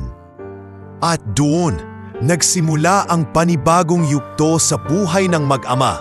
Isang yugto na hindi lamang puno ng pag-asa, kundi pati ng mga oportunidad na matagal nilang inakalay hindi kailanman darating. Makalipas ang ilang buwan mula nang tanggapin ni Ramon ang alok ni Alejandro na maging foreman, unti-unti nang nagbago ang ikot ng kanilang buhay. Ang dati araw-araw na pag-aalala kung saan kukuha ng pagkain ay napalitan ng mas maayos na pamumuhay. Hindi man marangya, ngunit sapat upang hindi na sila matakot sa kinabukasan. Sa unang linggo ng kanyang bagong trabaho, ramdam ni Ramon ang malaking kaibahan. Hindi na siya basta tagabuhat ng hollow blocks o tagahalo ng simento. Ngayon, siya ang nagpapatakbo sa isang maliit na grupo ng mga manggagawa. Nag-uutos kung saan dapat ilagay ang mga materyales at paano dapat gawin ang trabaho. Foreman Ramon, saan po ba ilalagay itong mga bakal? Tanong ng isa sa mga tauhan. Doon, sa tabi ng foundation. Siguraduhin niyo ring nataayos ng maayos bago simulan ang pagbubuhos ng semento. Tugon niya. Sa umpisa, kinakabahan siya. Pero habang lumilipas ang mga araw, natutunan niyang pakinggan at igalang ang kanyang mga kasamahan. At kapalit nito, natuto rin silang igalang siya. Hindi lamang bilang foreman, kundi bilang leader na marunong magtakumbaba. Tuwing uuwi si Ramon, lagi siyang sinusundo ni Laika sa kanto ng kanilang looban. Papa, kamusta po ang trabaho nyo? Tanong ng bata, sabik na sabik. Ngumiti si Ramon, pawisan man at pagod. Maayos anak, natututo si Papa. Mahirap pero kaya. Dahil sa mas maayos na kita, nakalipat sila sa isang maliit ngunit bisenteng apartment na hindi natulo ang bubong kapag umuulan. May sariling silid si Laika, may maliit na kusina at maayos na palikuran. Para kay Ramon, ito ay isa ng malaking katuparan. Papa, may sarili na po akong mesa. Pwede na po akong gumawa ng assignments dito. Masayang sigaw ni Laika nang una nilang araw sa bagong tirahan. Oo anak, dito mo matutupad lahat ng pangarap mo, sagot ni Ramon habang inaayos ang ilang lumang gamit na dala nila mula sa dating barong-barong. Habang si Ramon ay nagsusumikap sa trabaho, si Laika naman ay nakatuon sa kanyang pag-aaral. Dahil sa scholarship mula sa kumpanya ni Alejandro, nakapasok siya sa isang mas maayos na paaralan.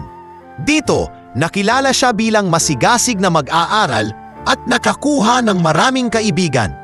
Lika, gusto mo bang sumali sa choir ng school natin? Malaki ang chance na makakanta ka sa city competition. Alok ng isa niyang kaklase. Oo ba? Gustong-gusto ko po, masiglang tugon ni Lika. Nagpatuloy siya sa pagpapakita ng talento sa pagkanta. At kahit saan siya sumali, palaging hinahangaan ang kanyang tinig. Lalo siyang naging inspirasyon sa kanyang ama. Samantala, si Ramon ay nakatanggap din ng maraming papuri mula sa kanyang mga kasamahan at sa mga manager ng proyekto. Foreman Ramon, mahusay ang takbo ng trabaho. Malinis at mabilis ang construction. Ipagpatuloy mo lang yan, sabi ng isa sa mga engineer. Nang marinig ito, napangiti siya. Maraming salamat po. Hindi ko magagawa ito kung wala ang tulong ng aking mga tauhan. Dahil sa kanyang sipag at dedikasyon, madalas siyang pinuuri at tinuturing na huwaran ng mga bagong manggagawa.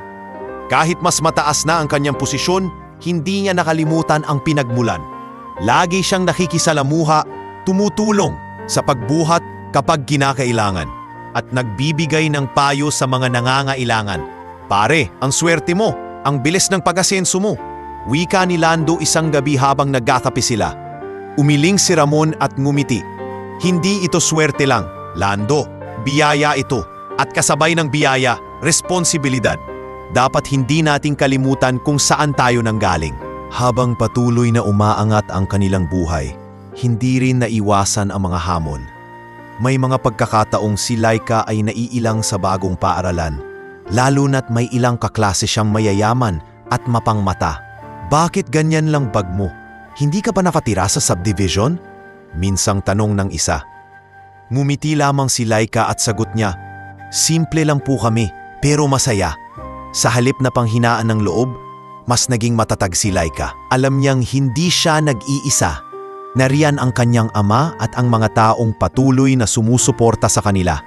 At si Alejandro, kahit hindi laging nagpapakita, patuloy na nakamasid mula sa malayo. Alam niyang tama ang naging desisyon niya na tulugan ang mag-ama. Sa bawat ulat na natatanggap niya mula kay Victor, lalo siyang humahanga sa sipag at tibay ni Ramon at sa talento ni Lika. Isang gabi, dumalo si Alejandro sa isang maliit na pagtitipon ng kanilang kumpanya. Doon, muling nagkita ang landas nila ni Ramon. Ramon, kamusta? Napakarinig ako ng magagandang balita tungkol sa iyo, sabi ng CEO. Sir, maraming salamat po sa pagkakataon. Ginagawa ko po ang lahat para hindi kayo mapahiya. Sagot ni Ramon na bahagyang nakayuko bilang paggalang. Huwag kang magpasalamat sa akin. Ikaw mismo ang dahilan ng iyong tagumpay. Binuksan kilang ang pinto, pero ikaw ang naglakad papasok. Tugon ni Alejandro. Napangiti si Ramon at napatingin kay Lika na abala sa pakikipaglaro sa ibang mga bata sa event. Sir, kung hindi po dahil sa inyo, hindi ko po alam kung saan kami pupulutin. Pero pangako po, aalagaan ko ang lahat ng oportunidad na ito. At sa mga salitang iyon, lalo pang lumalim ang respeto ni Alejandro sa kanya. Hindi niya nakikita si Ramon bilang isang taong tinulungan, kundi bilang isang taong may likas na dangal at kakayahan. Sa gabing iyon, habang sabay na naglalakad pa uwi sina Ramon at Laika mula sa pagtitipon, sabay silang huminga ng malalim. Ang kanilang dating barong-barong na pinagmulan ay tila napakalayo na. Ngunit dala pa rin nila sa kanilang mga puso ang lahat ng aral mula roon. Papa, wika ni Laika habang nakatingin sa bituin. Parang ang dami na pong nagbago sa buhay natin. Numiti si Ramon at sumagot, oo anak, pero tandaan mo, kahit saan tayo dalhin ng kapalaran, huwag tayong magbabago. Ang pagmamahalan natin ang pinakamahalaga. At sa mga salitang iyon, tuluyan nang nagsimula ang kanilang panibagong buhay. Hindi marangya, ngunit mas matatag, mas puno ng pag-asa at higit sa lahat, mas makabuluhan. Habang unti-unting umaangat ang buhay ni Ramon at Laika, hindi pa rin nawala ang mga pagsubok na natural na dumarating sa bawat pamilya. Bagaman may trabaho na si Ramon bilang foreman at may scholarship si Laika, hindi nangangahulugang naging madali ang lahat. Sa bawat hakbang ng pag-angat nila, may mga bagong hamon na kailangang harapin. Mga pagsubok na susukat sa kanilang tibay, pagmamahalan at pananampalataya. Isang umaga, maagang pumunta si Ramon sa construction site upang pangunahan ang kanyang grupo. Habang abala sila sa pagbubuhos ng semento, biglang bumigay ang isa sa mga lumang scaffolding. Isang manggagawa ang muntik ng mahulog kung hindi siya mabilis na nasalo ng mga kasama. Foreman Ramon, muntik na akong mahulog. Luma na itong gamit natin, sigaw ng trabahador. Agad na lumapit si Ramon, ininspeksyon ang paligid at napansin nga niyang maraming materyales ang sira at dapat ng palitan. Agad niyang iniulat ito sa engineer. Sir, kailangan nating palitan ang mga lumang scaffolding. Delikado para sa mga tao, mariing sabi ni Ramon. Ngunit hindi agad pinansin ang kanyang hinaing. Ramon, masyadong magastos kung papalitan lahat. Basta siguraduhin na lang na maayos ang pagkakatali. Sagot ng engineer na tila minamaliit ang kanyang sinasabi. Hindi pumayag si Ramon. Sir, buhay ng tao ang nakataya rito. Kung hindi ito aayusin, hindi ko hahayaang magtrabaho ang mga tao ko. Dahil sa kanyang paninindigan, napilitan ng management na makinig. Ilang araw matapos ang insidente, dumating ang bagong gamit. Doon lalo siyang hinangaan ng kanyang mga kasamahan. Foreman, salamat at ipinaglaban mo kami. Kung hindi, baka may nangyaring masama. Wika ng isang manggagawa. Samantala, sa kabilang banda, si Laika naman ay nakaranas ng bagong pagsubok sa kanyang paaralan. Bagamat marami na siyang kaibigan, may ilang kaklase pa ring na naiinggit sa kanyang talento. Siya na naman ang bida, palagi na lang si Laika. Bulong ng dalawang kaklase habang tinitignan siyang kumakanta sa choir practice. Isang araw, habang naglalakad siya sa hallway, sinadyang natapunan siya ng inumin ng isa sa mga inggit na kaklase. Nabasa ang kanyang uniform at halos maiyak siya. "Ay nao! Sorry Laika! Hindi ko sinasadya!" Sarkastikong sabi ng kaklase. Pinili ni Laika na hindi lumaban. Sa halip, pinunasan niya ang sarili at mumiti. "Okay lang, mas mahalaga na hindi ako mawala ng tiwala sa sarili." Nang makita siya ng kanyang guro, agad itong lumapit at tinanong kung ayos lang siya. "Laika, huwag kang matakot magsabi kung may umaapi sa'yo." Mumiti ang bata at sagot niya, "Ma'am, kaya ko po. Basta may tiwala ako kay Papa at sa Diyos. Hindi ako susuko." Pag-uwi niya, ikinuwento niya kay Ramon ang nangyari. Halos mag-init ang dugo ng ama. "Kung uulitin nila yan, ipagtatanggol kita. Hindi nila pwedeng apihin ang anak ko." Ngunit ngumiti si Lika at hinawakan ang kamay ng ama. "Papa, wag na po kayong mag-alala. Mas matibay po ako kaysa sa tingin nila." Sa kabila ng lahat ng pagsubok, may mga biyayang patuloy na dumadating. Dahil sa husay ni Ramon bilang foreman, inirekomenda siya ng isa sa mga engineer para sa mas malaking proyekto. "Ramon, may bagong site na sisimulan. Gusto ka naming ilipat doon para mamuno. Mas mataas din ang sahod." Halos hindi makapaniwala si Ramon. "Maraming salamat po, sir. Pangako, pagbubutihan ko palalo." Nang ikwento niya ito kay Lika, halos mapatalon sa tuwa ang bata. "Papa, ibig sabihin po ba nito, mas makakapag-ipon na tayo para sa pangarap natin?" "Oo anak, mas makakapag-ipon tayo at mas malapit na nating makamit ang mga pangarap mo." Ngunit hindi lahat ay natuwa sa pag-angat nila. May ilang kapitbahay na nagsimulang manlibak. "Aba, si Ramon, yumayaman na yata, nakalimutan na tayo." Narinig ito ni Ramon isang gabi habang dumadaan siya sa tindahan. Napahinto siya at napabuntong hininga. "Hindi ko sila masisisi. Siguro ganun talaga kapag may umaangat, may maiinggit." Ngunit pag-uwi niya, nakita niya si Laika na masayang nag-aaral sa ilalim ng ilaw ng kanilang maliit na lampara. Napangiti siya at naisip, "Hindi ko na kailangang patunayan ang sarili ko sa iba. Ang mahalaga, matupad ko ang pangarap ng anak ko."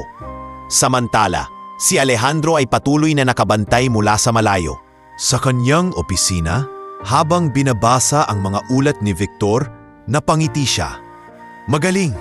Hindi lamang siya umaangat, kundi pinapanday niya rin ang dangal at respeto ng mga tao sa paligid niya. Ngunit alam niyang hindi magtatapos dito ang lahat. May mga mas malalaking hamon pang darating.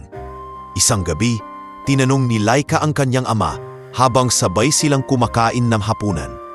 "Papa, sa tingin niyo po ba darating ang araw na makakabili tayo ng sariling bahay? Yung hindi na po tayo lilipat-lipat?" Napatingin si Ramon sa anak at sagot niya, "Anak, darating din tayo doon. Pero tandaan mo, kahit saan tayo nakatira, basta magkasama tayo, iyon ang tunay na tahanan." At doon, sa simpleng hapagkainan na puno ng pagmamahal, napatunayan nilang kahit gaano pa kalaki ang pagsubok, mas malaki pa rin ang kanilang pananampalataya at pagmamahalan sa isa't isa. Sa gitna ng mga pagsubok, mas naging matibay si Ramon bilang ama, mas naging matatag si Laika bilang anak, at mas naging makabuluhan ang kanilang pag-angat. Mabilis ang naging pag-angat ni Ramon sa kanyang bagong posisyon bilang foreman. Hindi lamang siya minahal ng kanyang mga tauhan, kundi pati na rin ng mga engineer at manager na nakasaksi sa kanyang sipag at dedikasyon. Ngunit gaya ng inaasahan, sa bawat tagumpay ay may mga taong hindi natutuwa. Isang araw, sa isang meeting ng kumpanya, naroroon si Ramon kasama ang iba pang mga foreman at supervisor. Habang abala sila sa pag-uusap tungkol sa bagong proyekto, napansin niya ang malamig na tingin ni Supervisor Gregorio, isa sa mga pinakamatagal ng empleyado ng kumpanya. Foreman Ramon, ani Gregorio na may halong panlalait sa boses. Kamusta naman ang pamamalakad mo? Balita ko, sobra kang pinapaboran ng mga tao rito. Baka nakakalimutan mong bagong walang dito. Nagunat si Ramon, ngunit pinili niyang manatiling magalang. Sir, ginagawa ko lang po ang tungkulin ko. Kung may pagkukulang man ako, bukas po ako sa payo. Ngunit hindi nagustuhan ni Gregorio ang sagot. Huwag kang magmalinis.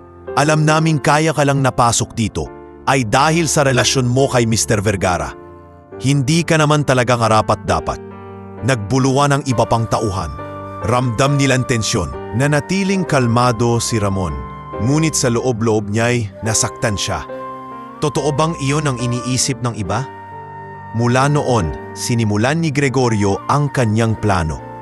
Una, sinadyang ipalagay sa pangalan ni Ramon ang ilang maling orders ng materyales.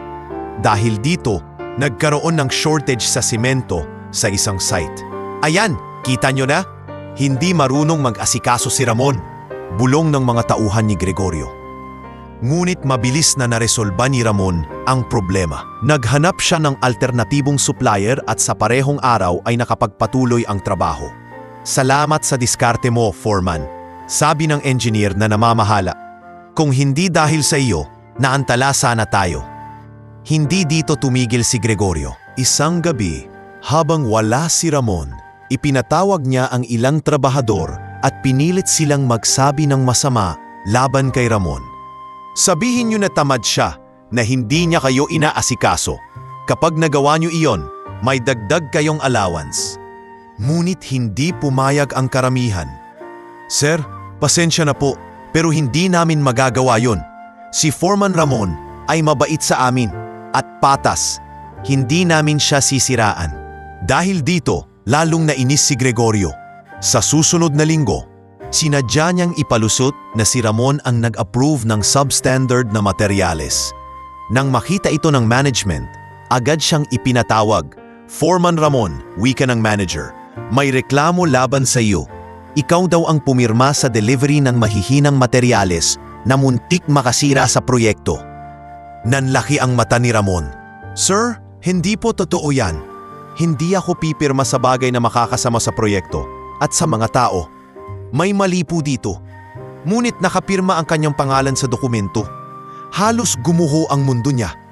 Pag-uwi niya, hindi niya alam kung paano sasabihin kay Laika. Ngunit nang makita siya ng anak, agad itong lumapit. Papa, bakit po ang lungkot niyo? Tanong ni Laika. Hinaplos niya ang buhok ng anak. Anak, may problema lang si Papa sa trabaho. Pero huwag kang mag-alala, lalaban si Papa. Hindi ako susuko.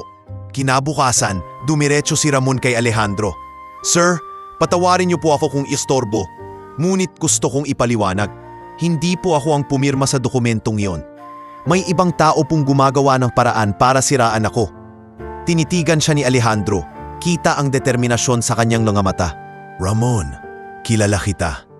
Alam kong hindi mo magagawa iyon. Magtiwala ka.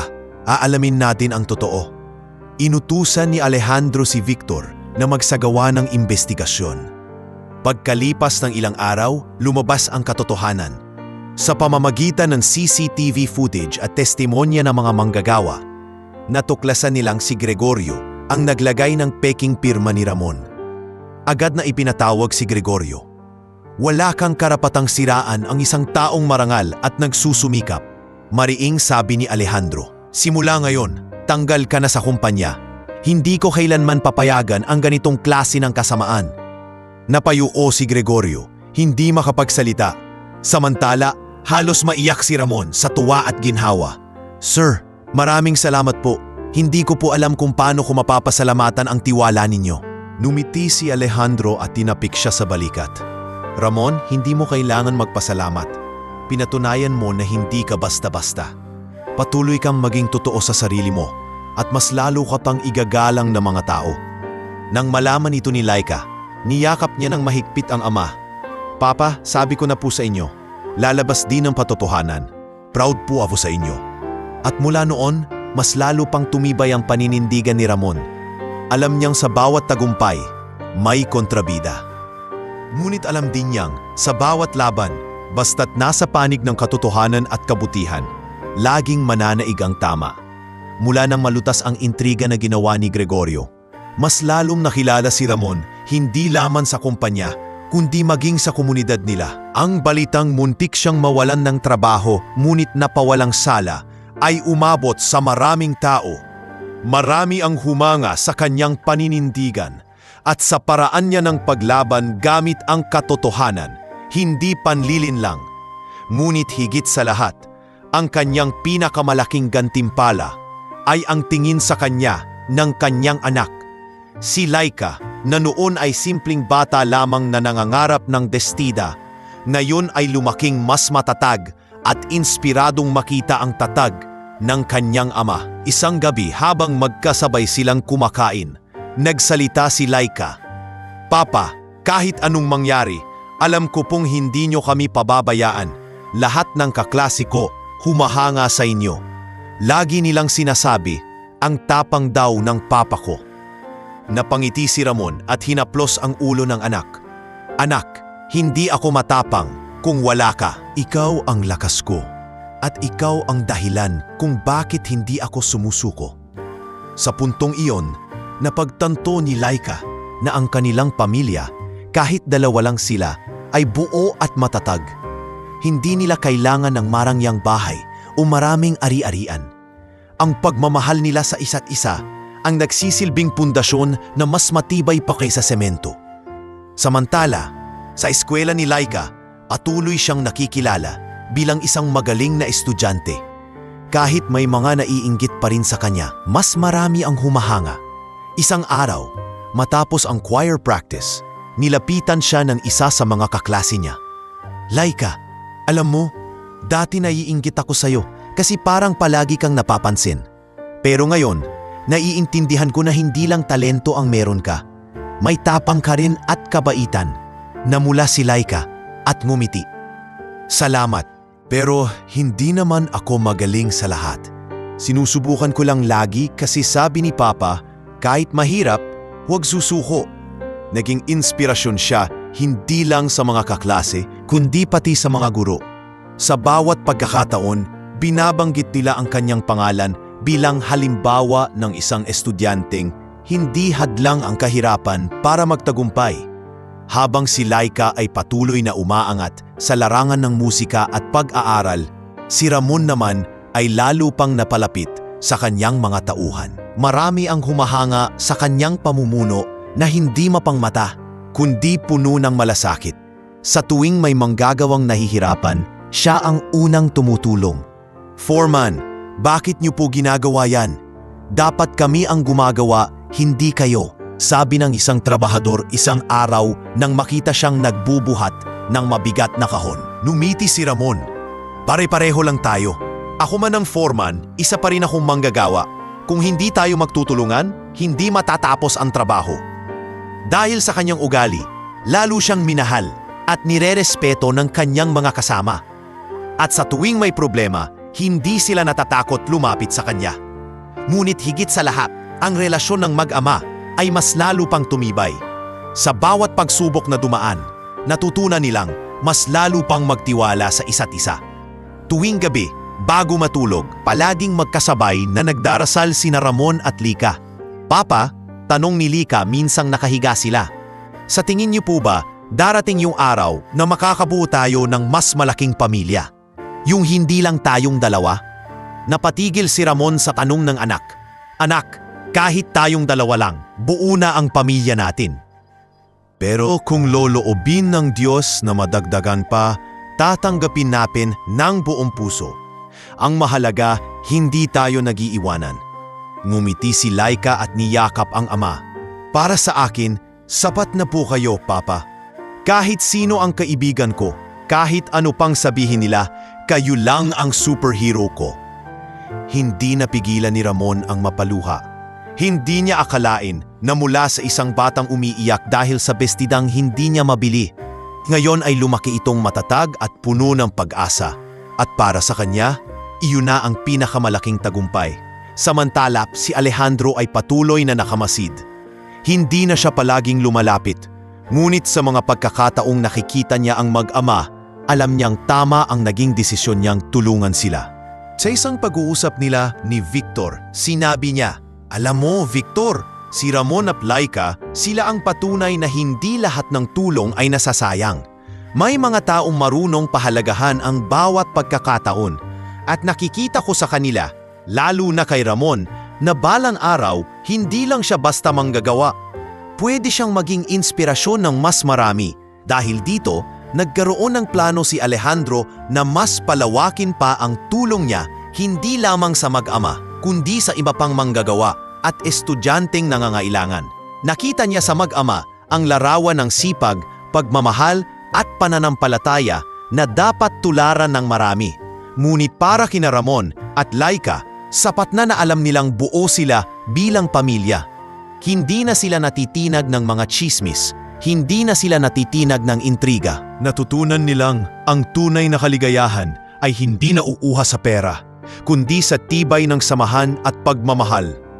At sa bawat hapunan nila sa kanilang maliit ngunit maayos na apartment, sa bawat dasal bago matulog, at sa bawat ngiting ipinibigay nila sa isa't isa, pinapatunayan nilang kahit gaano kahirap ang pinagdaanan, basta't magkasama, matatag at may pananampalataya, walang imposible. Lumipas ang mga taon at ang maliit na batang si Laika na minsang umiyak dahil sa isang bestidang hindi mabili, ay lumaki na at naging isang talagang puno ng pangarap. Sa tulong ng scholarship na ibinigay ng kumpanya ni Alejandro, natapos niya ang kanyang high school at nakapasok sa kolehiyo sa isang panyag na universidad. Tuwing umaga, sabay silang lalabas ni Ramon. Si Ramon ay patuloy na nagsisilbi bilang isa sa mga pinakakilalang foreman ng kumpanya, habang si Laika naman ay papasok sa universidad na may baong pangarap at sipag. Sa bawat hakbang ni Laika, lagi niyang iniisip ang mga sakripisyong ginawa ng kanyang ama. "Papa," sabi niya isang umaga, habang sabay silang naglalakad papunta sa kani-kanilang pupuntahan, "Hindi po ako mapapagod na mag-aral. Lahat ng ginagawa ko para po sa inyo." Ngumiti si Ramon at tumango. "Anak, hindi mo kailangang gawin ito para sa akin. Gawin mo ito para sa sarili mo, para sa pangarap mo. Ako, masaya na ako sa bawat araw na nakikita kitang umuusad." Sa kolehiyo nakilala si Laika bilang isang estudyanteng hindi lamang matalino, kundi may kakaibang talento sa musika. Isa siya sa mga pinili upang kumatawan sa kanilang paaralan sa mga paligsahan sa pagkanta. Sa bawat entablado na kanyang tinatapakan, hindi niya nakakalimutang alalahanin kung paano siya minsang umawit sa harap ng maliit na barangay court. Suot ang bestidang bigay ng isang estranghero na nayo'y kilala na nilang lahat. Isang gabi, matapos ang isang kompetisyon kung saan siya nagwagi ng unang gantimpala, lumapit siya sa kanyang ama na nakaupo sa audience. "Papa, manalo po ako. Para po sa inyo ito." Naluha si Ramon at niyakap siya ng mahigpit. "Anak, hindi ko na kayang ilarawan ang tuwa ko. Ang lahat ng hirap, lahat ng pawis at sakit ng katawan, lahat ay sulit na sulit dahil sa iyo." Habang umaangat si Laika sa kanyang pag-aaral at talento, si Ramon naman ay lalo pang kinilala sa kumpanya. Sa dami ng proyektong kanyang pinangasiwaan, naging haligi siya ng Vergara Group. Maraming beses siyang ginawaran ng parangal bilang huwarang empleyado. "Foreman Ramon," sabi ng isang manager sa isang awarding ceremony, "ikaw ang patunay na kahit sinong nagsimula sa hirap ay maaring magtagumpay kung may sipag, tiyaga at malasakit. Ikaw ay hindi lamang foreman kundi inspirasyon." Tumayo si Ramon sa entablado. Nanginginig ang boses habang nagsasalita. "Maraming salamat po sa tiwalang ibinigay ninyo.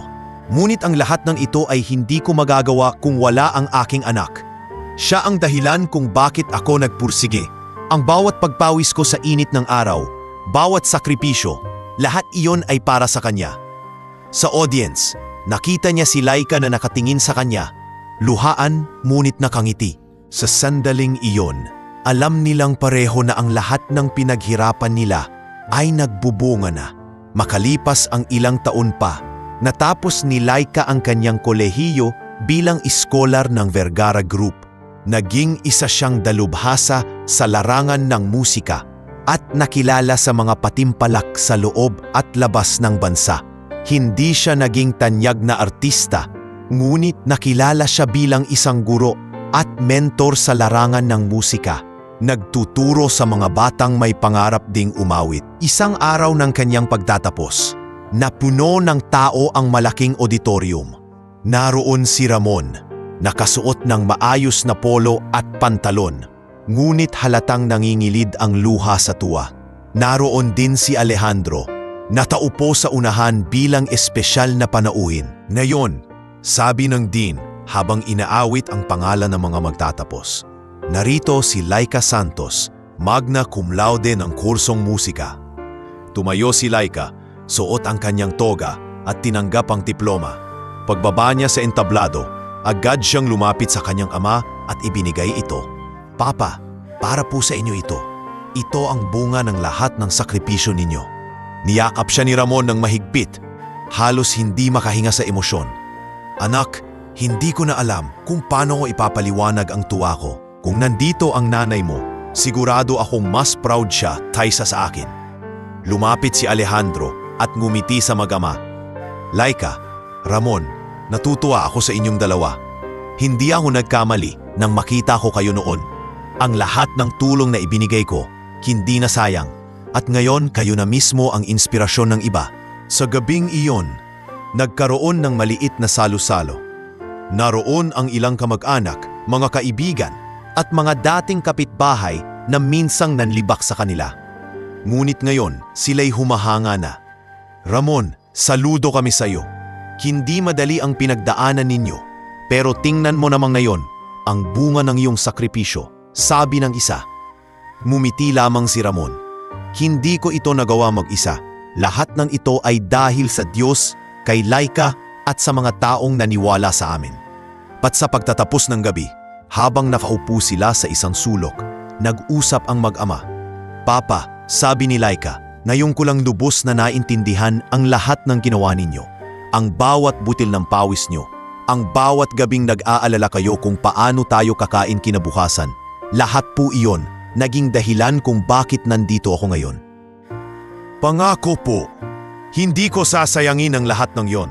Ngumiti si Ramon, hinawakan ang kamay ng anak at tumingin sa langit. Anak, ang buhay natin ay puno ng hirap, pero ngayon alam kong lahat ng yon ay may saysay. Ito ang bunga ng sakripisyo, hindi lang ang tagumpay mo, kundi ang pagkakaroon natin ng mas matibay na pamilya, mas matatag na pananampalataya, at mas maliwanag na kinabukasan. At doon, sa gitna ng kanilang mga ngiti at luha ng tuwa, nagtapos ang isang yugto ng kanilang kwento, isang kwento ng sakripisyo, pagmamahalan, at pag-asa na bumunga ng tagumpay. Makalipas ang ilang buwan mula nang makapagtapos si Laika sa kolehiyo, nagpasya ang mag-ama na magkaroon ng isang espesyal na pagtitipon. Hindi ito engrande, ngunit sapat para ipagdiwang ang lahat ng kanilang pinagdaanan at narating. Sa maliit na function hall na inarkila ni Alejandro mismo, nagtipon ang mga kaibigan, dating kapitbahay at ilang kasamahan ni Ramon sa trabaho. Ang lugar ay puno ng makukulay na dekorasyon. May mga lobo na kulay rosas at puti. May mga mesa na puno ng pagkain at may entabladong inihanda para sa mga awitin at pagbabahagi ng kwento. Hindi maikakaila na ang lahat ng naroon ay sabik makita kung paano ipapahayag ng mag-ama ang kanilang pasasalamat at kung ano na ang naging bunga ng kanilang paglalakbay mula sa hirap. Unang lumapit si Ramon sa entablado. Suot niya ang pinakapaborito niyang polo na minsan ay ginagamit lamang sa espesyal na okasyon. Huminga siya ng malalim bago nagsalita. Mga kaibigan, kapitbahay at mga kasamahan, magandang gabi po sa inyong lahat. Nais ko lang pong ibahagi ang isang simpleng kwento ng aming buhay. Hindi ko po akalain na darating ang araw na makakaharap ko kayo ng may ngiting at pag-asa. Noon, ako po ay isang simpleng construction worker na araw-araw ay nag-iisip kung paano mapapakain ang anak ko. Isang araw, hindi ko nabili ang bestidang gusto niya dahil kulang ang pera ko. Doon ko naramdaman ang bigat ng pagiging isang ama. Pero sa araw na iyon din, hindi ko alam, may isang taong lihim palang nanonood. Tahimik ang mga tao habang pinakikinggan siya. Si Mr. Alejandro Vergara, ang CEO ng kumpanyang nagbigay sa amin ng bagong simula. Hindi lamang niya kami tinulungan, kundi tinuruan din niya akong muling maniwala na may mga taong handang umalalay ng walang hinihinging kapalit. Dahil sa kanya, nagkaroon ako ng pagkakataong maging foreman. Dahil sa kanya, nagkaroon ng scholarship ang anak ko. At ngayon, narito si Laika, isang dalagang nakapanatapos at handa nang abutin ang kanyang mga pangarap. Palakpakan ang bumalot sa buong hall. Napaluha si Alejandro sa kanyang upuan, hindi dahil sa papuri, kundi dahil sa alaala ng araw na nakita niyang magsauli ng bestida si Ramon. Sumunod na lumapit si Laika sa entablado. Suot niya ang parehong bestida na minsan ay isinoli ng kanyang ama. Bagaman medyo luma na ito, pinili niyang isuot bilang simbolo ng kanilang pinagmulan. Magandang gabi po sa lahat. Panimula niya, kung may araw po akong hindi malilimutan, iyon ang kaarawan kong akala ko'y wala ng espesyal. Akala ko hindi ko na matutupad ang pangarap kong magkaroon ng bestida. Pero dumating ito, hindi ko alam kung saan galing. Doon ko natutunan na minsan ang mga himala ay dumarating sa pinakasimpleng paraan. Huminga siya ng malalim at nagpatuloy. Ngayon, suot ko ulit ang bestidang ito, hindi para ipakita ang kagandahan nito, kundi para ipaalala na ang lahat ng bagay ay may simula. Mula sa bestidang ito, nagsimula ang lahat. Ang mga sakripisyo ni Papa, ang tulong ni Mr. Vergara at ang pananampalatayang hindi kami pinabayaan ng Diyos. Para sa akin, ang bestidang ito ay simbolo ng aming pagbangon. Tumulo ang luha ng maraming naroon. Ang ilan ay nakayuko, ang ilan na may pumapalakpak ng buong puso. Mula sa audience, tumayo si Alejandro at lumapit sa entablado. Ramon, Laika, sabi niya, ako ang dapat magpasalamat sa inyo. Dahil sa inyo, natutunan kong muli kung gaano kahalaga ang tumulong hindi lang sa mga proyekto, kundi sa mga tao. Kayo ang patunay na ang bawat maliit na pagtulong ay maaring magbunga ng malaking pagbabago. At ngayong gabi, nais kong ipahayag na ang Vergara Group ay magbubukas pa ng mas maraming scholarship program at oportunidad para sa mga katulad ninyo. Ito ay para mas marami pa tayong matulungang pamilya. Nagpalakpakan muli ang lahat. Pagkatapos ng talumpati, nagsimula ang kasiyahan.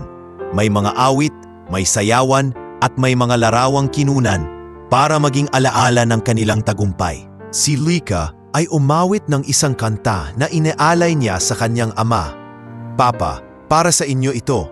Dahil kung wala kayo, wala rin ako rito, sabi niya bago magsimula. Habang kumakanta siya, nakatingin lamang si Ramon. Luhaan, ngunit may ngiti. Sa kanyang puso, alam niyang lahat ng hirap na kanyang pinagdaanan ay hindi na sayang. Sa bandang huli ng gabi, habang unti-unti nang nauuwi ang mga bisita, naiwan ang mag-ama at si Alejandro sa hall. Tumayo si Ramon at niyakap ng mahigpit ang CEO. Sir, mula sa puso namin, maraming salamat po.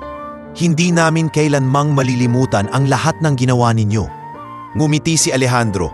Ramon, wag mo akong tawaging sir. Kaibigan mo ako. At masaya ako na nakilala ko kayong mag-ama. Lumapit si Laika at yumakap din. Tito Alejandro, pangako po balang araw ako naman ang tutulong sa iba. Gusto ko pong maging inspirasyon gaya ng papa ko. At sa gabing iyon, natapos ang kanilang selebrasyon. Ngunit higit pa sa kasiyahan, natapos din ang isang kabanata ng kanilang buhay. Mula sa kahirapan, patungo sa pagbangon, at sa huli, sa tagumpay na puno ng pagmamahalan at pag-asa. Sa kanilang pag-uwi, sabay na naglakad sina Ramon at Laika sa ilalim ng mga bituin. Tahimik silang naghawak ng kamay at sa kanilang mga puso, alam nila, hindi man sila perpekto, sila ay buo, masaya at handa sa anumang bagong hamon ng buhay. Ang kanilang kwento ay nagsimula sa isang simpleng bestida, ngunit nagtapos bilang inspirasyon para sa marami. At sa bawat taong nakarinig ng kanilang istorya, naging paalala ito na hindi kailanman hadlang ang kahirapan kung may pagmamahalan, pananampalataya at tapang na lumaban.